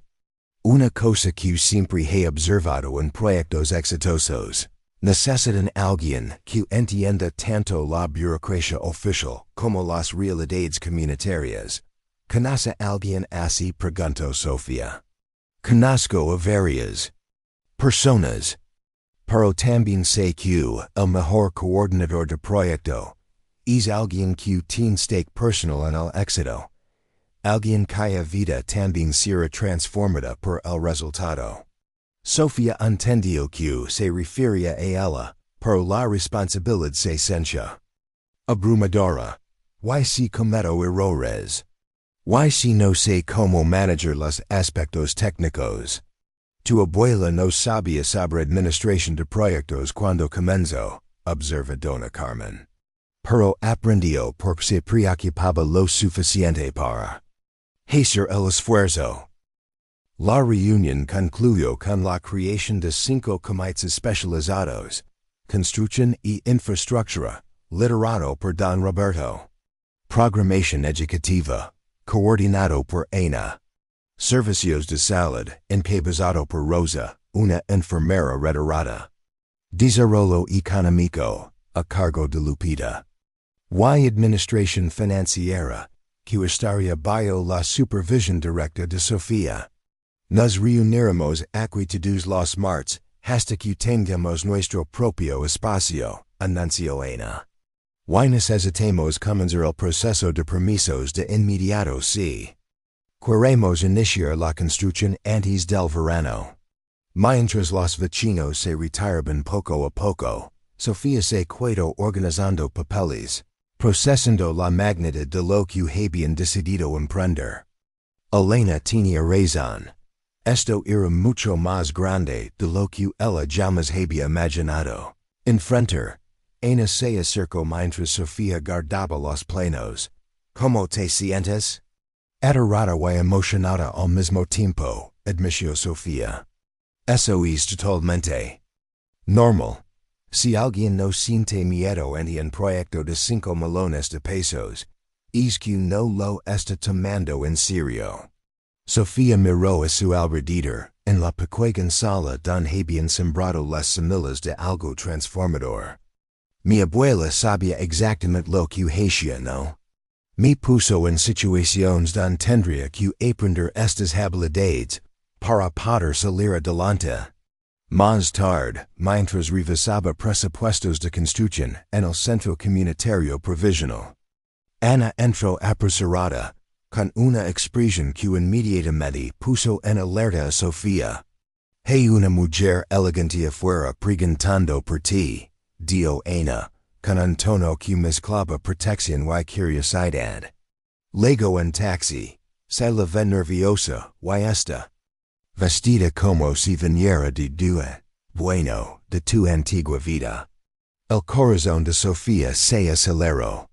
Sabía que es momento llegaría desde Elena le habló de las llamadas desesperadas. Pero estar preparada no hacía más fácil el hecho de enfrentarlo. ¿Quieres que le diga que no estás? Ofreció Ana, claramente dispuesta a protegerla de una confrontación dolorosa. No, respondió Sofía, tirando la carpeta con las manos ligeramente temblorosas. Era inevitable. Mejor hacerlo ahora. Salió y encontró a Carmen de pie, algo fuera de lugar, sobre la acera. Lavaba un traje Chanel que ya había visto mayores días, y unos tacones de diseñador, claramente inadecuados para caminar sobre concreto. Ha gritado. Su madre se veía más pequeña, más frágil, como si las últimas semanas la hubieran envejecido de golpe. Tenía los ojos enrojecidos, y las manos le temblaban al aferrarse su bolso. Incluso el maquillage, que siempre había sido. Su escudo estaba aplicado con menos precisión, dando ver líneas de estos que Sofía no le había notado antes. Sofía, la voz de Carmen se quebró al pronunciar el nombre de su hija. Mi amor, gracias por no al verme. Mamá, respondió Sofía, invadida por una mezcla de emociones. Compasión, dolor, rabia y, sorprendente, cierto alivio. Como me encontraste. Elena me dio la dirección. Me dio que an había esperanza para nosotras, pero que todo dependía de mí. Carmen miró alrededor del vecindario, como si lo viera por primera vez. No sabía que existen lugares así en nuestra ciudad. Hay muchas cosas que no sabías, mamá. Carmen se encogió un poco en la frialdad en la voz de Sofía, pero no se retiró. Tienes razón, me queda mucho por aprender. Ana apareció en la puerta del centro, atenta a la situación. Sofía le hizo una seña indicando que todo estaba bien, aunque Ana se quedó cerca, como un recordatorio silencioso de que ahora Sofía tenía gente que se preocupaba por ella. ¿Podemos caminar?, preguntó Carmen. Me gustaría ver dónde vives ahora. ¿Dónde has estado construyendo tu nueva vida? Sofía asintió. Y comenzaron a caminar lentamente por calles que ella conoce tan bien como las avenidas pulidas de su antigua zona residencial. Carmen tuvo dificultades con los tacones sobre el pavimento irregular, pero no se quedó. El banco se quedó con la casa, dijo Carmen en voz baja. Todo se perdió, los carros, las joyas, las cuentas. Estoy viviendo en un hotel pequeño cerca del centro, usando el poco dinero que tenía guardado para emergencias. Sofía sintió una punzada de emociones encontradas. Parte de ella sentía que se había hecho justicia. Era el precio por el daño que su padre había causado. Por otra parte, la que recordaba los cuentos antes de dormir y las clases de trenzado, sentía una tristeza genuina por el sufrimiento de su madre. ¿Y papá? Sig en prisión. Los abogados dicen que probablemente estará a pericos. La voz de Carmen era apenas un susurro. Me pidió que te contactara, que te pidiera usar tu herencia para pagar sus abogados. Sofía se detuvo en seco. ¿El sabe de la herencia de abuela? Carmen asintió con pesar. Encontró papeles en su oficina cuando confiscaron todo. Está furioso porque su madre le escondió tanto dinero.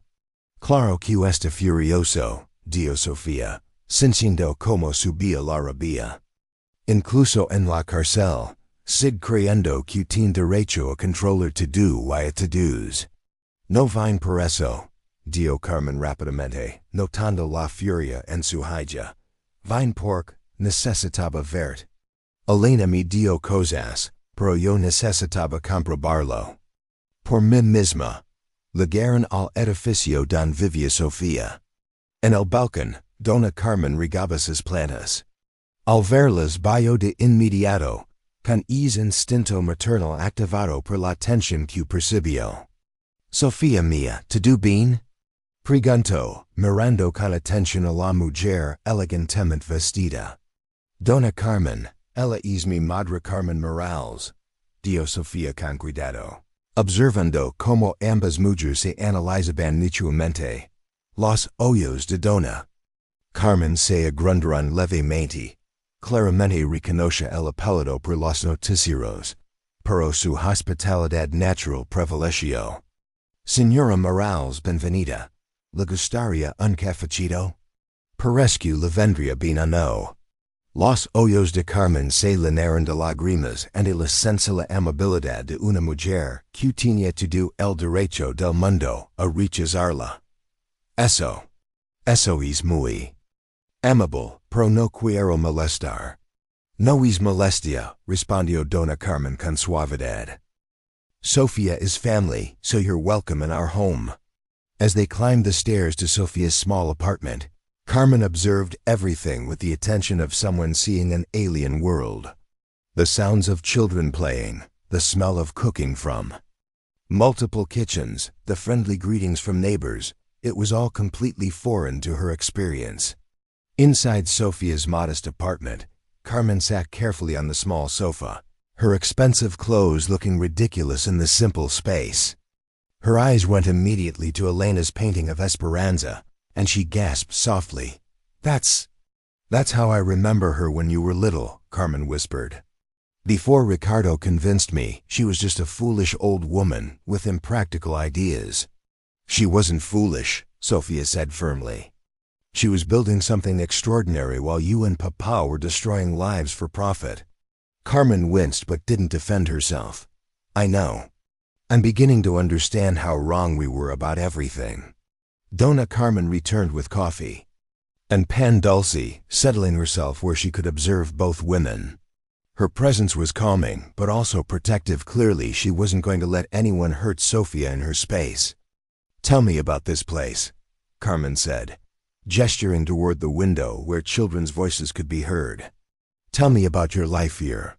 Sofia looked at her mother carefully, trying to determine if this was genuine curiosity or manipulation. But Carmen's face showed only exhaustion and what appeared to be sincere interest. These people have taught me more about dignity, generosity, and community in 2 months than I learned in 22 years of private schools and charity galas. Sofia began. They don't have much money, but they share what they have. They don't have political connections, but they solve problems together. Sofia told her about Senora Gonzalez and her bakery, about Dr. Marino and the clinic, about the center project that was beginning to take shape. Carmen listened without interruption, her eyes growing wider as she began to understand the scope of Esperanza's secret work. Your grandmother did all this? Carmen asked. Well, we thought she was just existing on her pension. She did all this because she understood something you and Papa never learned. Real wealth comes from what you give, not what you accumulate. Carmen was quiet for a long moment, absorbing the weight of Sofia's words. When she spoke again, her voice was small and uncertain. I don't know how to live without the life I had, she admitted. I don't know how to be poor with dignity. I don't know how to contribute instead of just consume. Dona Carmen leaned forward, her voice gentle but firm. Nobody is born knowing these things, Mia. But they can be learned by anyone willing to try. Could I learn? Carmen asked, looking between Sofia and Dona Carmen with something approaching hope. I know I don't deserve forgiveness. I know I chose wrong when you needed me to choose right. But could I learn to be different? Sofia felt her heart breaking and healing simultaneously. This broken woman, asking for a chance to change, was her mother, the person who had sung lullabies and bandaged scraped knees, but who had also chosen comfort over conscience when it mattered most. Learning requires humility, Sofia said carefully. It requires accepting that everything you thought you knew was wrong. It requires working with people you used to think were beneath you.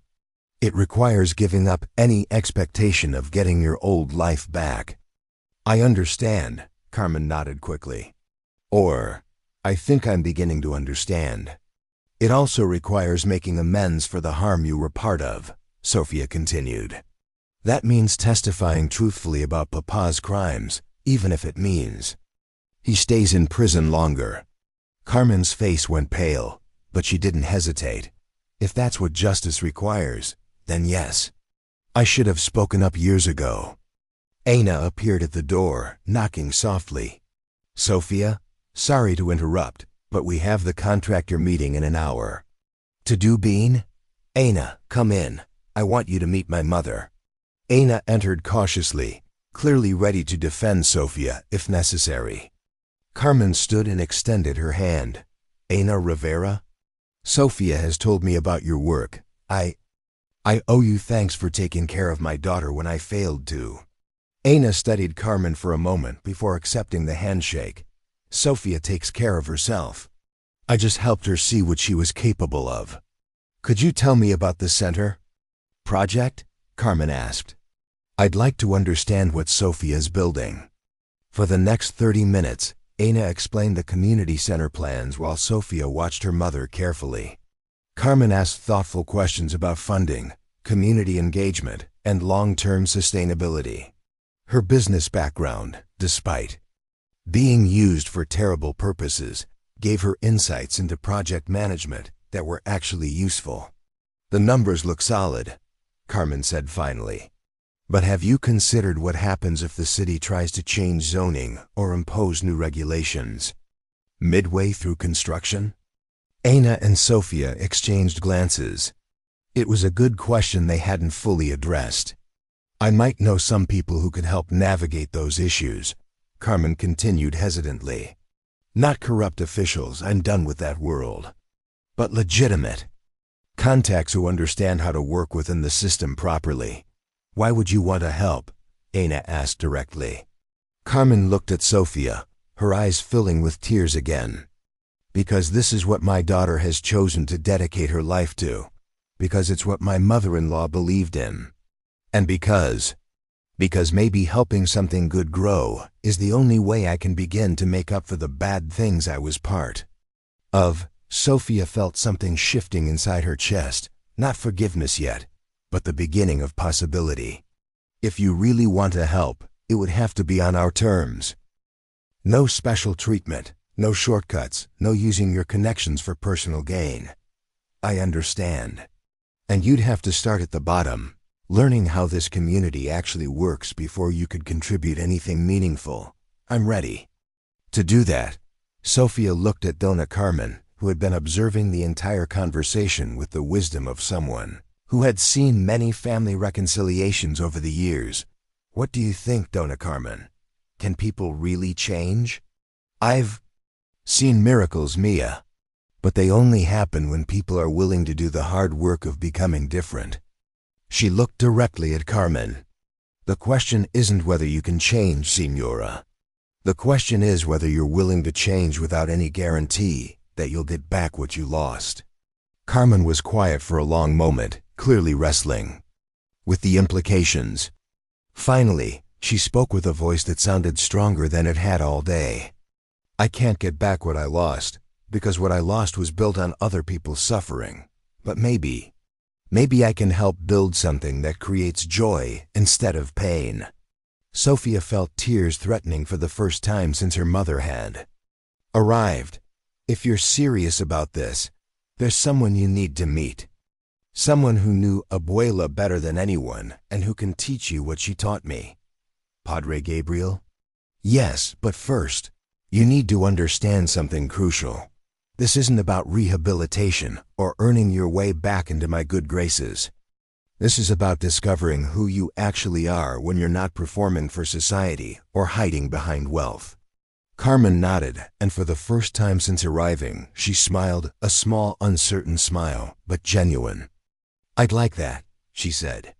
I'd like to find out who I actually am. As the afternoon sun began to set through the small window of Sofia's apartment, 3 women sat together, a daughter who had found her purpose, a mother seeking redemption, and a wise neighbor who understood that families, like communities, could be rebuilt with patience, honesty, and hope. The road ahead would be difficult, Sofia knew. Trust would have to be earned slowly, and there would be setbacks and painful conversations still to come. But sitting there with her mother asking real questions about the work that mattered to her, Sofia felt something she hadn't experienced since childhood. The possibility that Carmen might actually become the mother Sofia had always needed her to be. Tomorrow, Sofia said finally, you can come to our community meeting. Not as a guest or an observer, but as someone willing to listen and learn. ¿Estás lista para eso? Sí, Carmen replied, and for the first time in years, her voice carried conviction instead of uncertainty. Estoy lista. Esperanza era una estrategia brillante, confirmó ella. Pero también sabía que las mayores lecciones vienen de experiencia real, no de libros o conferencias. Y esa noche, Sofia se sentó en su pequeño departamento rodeada de documentos de planificación. Su computadora portátil abierta a sitios web gubernamentales sobre permisos de construcción. Y el teléfono lleno de contactos nuevos de vecinos comprometidos. Su teléfono sonó con un mensaje de Elena. Como fue la primera reunión oficial, lista para la fase de implementación. Sofia escribió su respuesta. Tu 20 maestros hoy. Todos dispuestos a trabajar juntos por algo que nunca habían imaginado posible. Estoy lista para lo que siga. La respuesta de Elena llegó inmediatamente. Esperanza estaría orgullosa. Mañana te envío los planos finales y comenzamos el proceso de encontrar contratistas que comparten nuestros valores. Mientras Sofia se preparaba para dormir, reflexiona sobre cuánto había cambiado en las pocas semanas desde su expulsión de la mansión. Ya no era una observadora de la pobreza o una beneficiaria de la generosidad, era una líder de cambio. Responsable por convertir recursos en oportunidades reales para personas que se habían convertido en familia. Por primera vez desde Nochebuena, Sofia se durmió no pensando en lo que había perdido, sino en lo que estaba construyendo. Un año después de aquella Nochebuena que había cambiado todo, Sofia se despertó no en sábanas de seda egipcia ni en un cuarto con vista al jardín manicurado de Lomas de Chapultepec, sino en su pequeño departamento donde el sol matutino se filtraba a través de cortinas sensibles y los sonidos de la vida real niños rindos, madres llamando a desayunar. El vendedor de tamales anunciando su llegada, creban una sinfonía, más hermosa que cualquier música clásica que hubiera escuchado en la mansión. Hoy era Nochebuena otra vez, pero en lugar de tensión familiar y expectativas sofocantes, Sofia sintió una emoción genuina hirviendo en su pecho. El Centro Cultural y Económico, Esperanza Morales, ya no solo un sueño en papel sino una realidad de concreto y esperanza, abriría oficialmente sus puertas esta noche con una celebración navideña que había sido planeada por y para la comunidad. Sofia se vistió con jeans y una blusa sencilla ropa, que había aprendido a valorar por su practicidad, más que por su marca y camino las 3 cuadras hasta el centro. El edificio de 3 pisos, con sus ventanas grandes y jardines comunitarios, se alzaba como un faro de posibilidad en el barrio. Los deseos de Elena habían logrado algo extraordinario, un espacio que era tanto funcional como hermoso, moderno pero respetuoso del carácter del vecindario.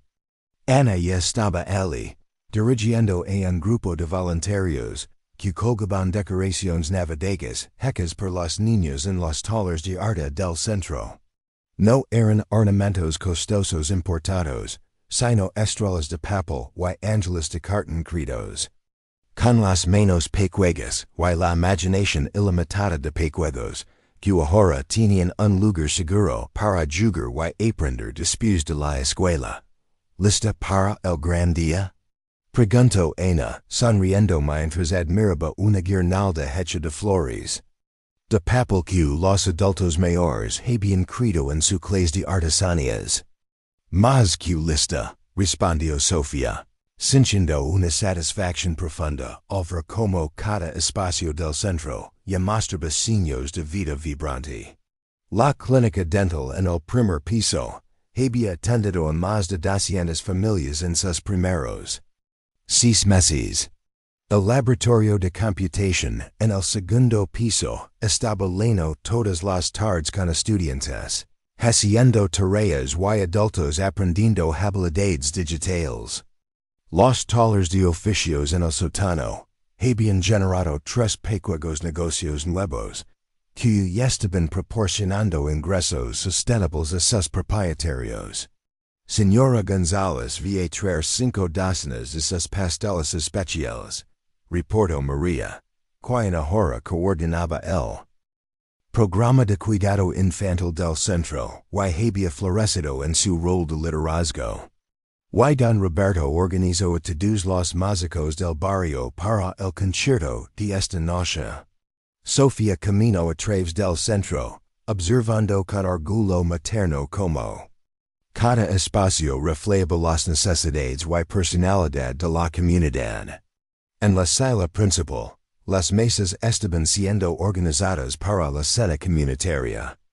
La cocina industrial, que funcionaba tanto para eventos como para un programa de alimentación escolar, llenaba el aire con aromas de punch navideño y tamales. Pero lo que más conmovía a Sofía eran los detalles pequeños que mostraban como el centro se había vuelto verdaderamente suyo para la comunidad. Dibujos de niñas pegados en las paredes. Plantas que los vecinos habían traído de sus propios jardines. Un tablero de anuncios lleno de ofertas de trabajo. Clases de intercambio de habilidades y celebraciones familiares. Sofía, una voz familiar la llamó desde la entrada. Elena había llegado desde Oaxaca por la celebración, llevando una pintura nueva bajo el brazo. Tengo un regalo de inauguración para el centro. La pintura mostró la fachada del centro, pero no como un edificio vacío sino lleno de vida. Niños jugando en los jardines, adultos conversando en las bancas, familias entrando y saliendo. Todo capturado con la habilidad artística de Elena. Y su comprensión profunda de lo que representaba este lugar. Es perfecto, murmuró Sofía, imaginando donde colgarían la pintura donde todos pudieran verla. Abuela estaría orgullosa más allá de las palabras, terminó Elena, abrazando a su sobrina. Pero también sorprendida por cuanto has excedido incluso sus sueños más ambiciosos. Mientras colgaban la pintura en la entrada principal, Sofía vio una figura familiar cruzando la plaza hacia el centro. Carmen caminaba con pasos más seguros que un ano, vestida apropiadamente para el evento comunitario en lugar de para impresionar. Su transformación había sido gradual pero profunda. 6 meses trabajando con Padre Gabriel en programas de asistencia social. 4 meses como voluntaria en la clínica del Dr. Marino, y las últimas semanas ayudando con la coordinación logística para la apertura del centro.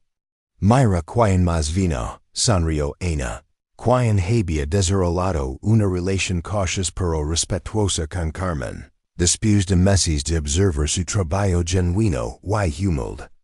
Carmen se acercó con una caja de suministros para la cena, pero Sofía notó algo más en su expresión nerviosismo mezclado con esperanza. ¿Pasa algo, mamá? Preguntó Sofía. En los últimos meses, habían reconstruido lentamente una relación. basada en honestidad mutua en lugar de expectativas familiares tradicionales. Tengo noticias, Dio Carmen. Poniendo la calle en una mesa. Diego Mendoza Lamo Ayer. Los fiscales han aceptado mi testimonio completo sobre las operaciones de tu padre. Con mi evidencia y la suya, Ricardo va ser condenado a 15 años de prisión. Sofia sintió una mezcla compleja de emociones. Justicia, pero también sadness por el padre que había perdido mucho antes de que fuera arrestado. ¿Cómo te sientes al respecto? Preguntó Sofia. Elevada, respondió Carmen. Honestamente. Por primera vez en décadas, he hecho lo correcto sin importar las consecuencias personales. ¿Y enfrentarás cargos? Carmen asintió. Probablemente. Para mi abogado, en lo público, no privado disque la cooperación completa. En mi work comunitario serán considerados durante la sentencia. Sofia abrazó a su madre, sintiendo gratitud por la mujer valiente en que Carmen se había convertido, tan diferente de la persona que había elegido el silencio complaisecos. Atrás. Asterisk, pase lo que pase, estoy orgullosa de ti, dijo Sofia. Abuela habría estado orgullosa también. Mientras el día progresaba, el centro se llenó gradualmente con personas que representaban todos los aspectos de la nueva vida de Sofia. Señora González legó con sus pasteles y trastezas empleadas, todas mujeres que habían comenzado sus propios micronegocios, usando el modelo que Esperanza había pioneered. Dr. Marino trajo a su familia and several nurses de la clínica. Dona Carmen legó con un grupo de vecinos del edificio, todos vestidos en su mejor ropa para la ocasión especial. Padre Gabriel apareció con un grupo de jóvenes que habían participado en los programas del centro, incluyendo a Carlos, quien ahora en suave reparación de electrónicos y otros teenagers, mientras completaba su propia educación técnica. Nunca he visto una apertura como esta, observa Miguel Santos, quien había legado con documentos oficiales declarando el centro completamente operational, y todos los permisos en order. Usually these events are sobre política y photo opportunities. Esto es sobre verdadera celebración comunitaria. Mientras la tarde se conversa en evening, el espacio principal del centro se transformó en un salón de fiesta. Las mesas estaban cubiertas con manteles donados y centerpieces hechos con flores del jardín comunitario. La comida preparada por dozens de familias usando la cocina del centro creaba un buffet que rivalizaba con cualquier catering de lujo que Sofia había experimentado, pero con el sabor adicional del amor y effort compartido. Cuando todos se habían reunido more than 200 people representing every age y background del neighborhood, Sofia se encontró parada frente del grupo, realizing que se esperaba que dijera palabras. Un año atrás, la idea de public speaking la había terrified. Ahora, looking at these faces que se habían vuelto familia, las palabras vinieron naturally. Es exactamente un año, comenzó Sofia, su voz levando clearly a través del espacio. I was expelled de mi family home on Christmas Eve, por refusing to compromise my values. Pense que había perdido everything: family, security, future. Murmurs of recognition y sympathy filled el room. Many of these people habían conocido loss y displacement themselves. But what I actually lost era una vida built on other people's suffering. What I found aquí, with all of you, era algo que nunca había imaginado posible: verdadera family, meaningful work, y real purpose. Sofia gestured toward la painting de Elena, hacia las decorations hechas por children, hacia las faces of people que habían become her chosen family.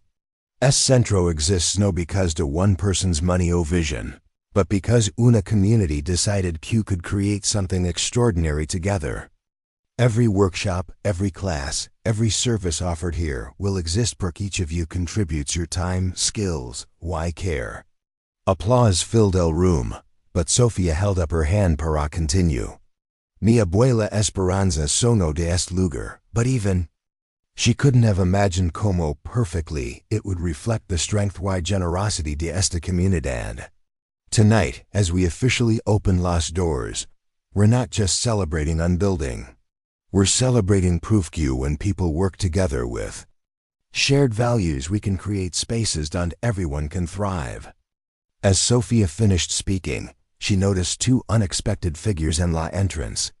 Diego Mendoza Habia arrived con una woman Sofia didn't recognize, both carrying wrapped packages.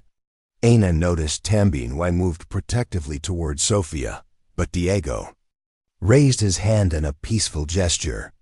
I hope I'm not intruding, he said as he approached. I brought un donation para el Center Computers para el Lab, des mi family's pharmaceutical company. Consider it partial compensation para todos los harm we contributed to. The woman with him stepped forward.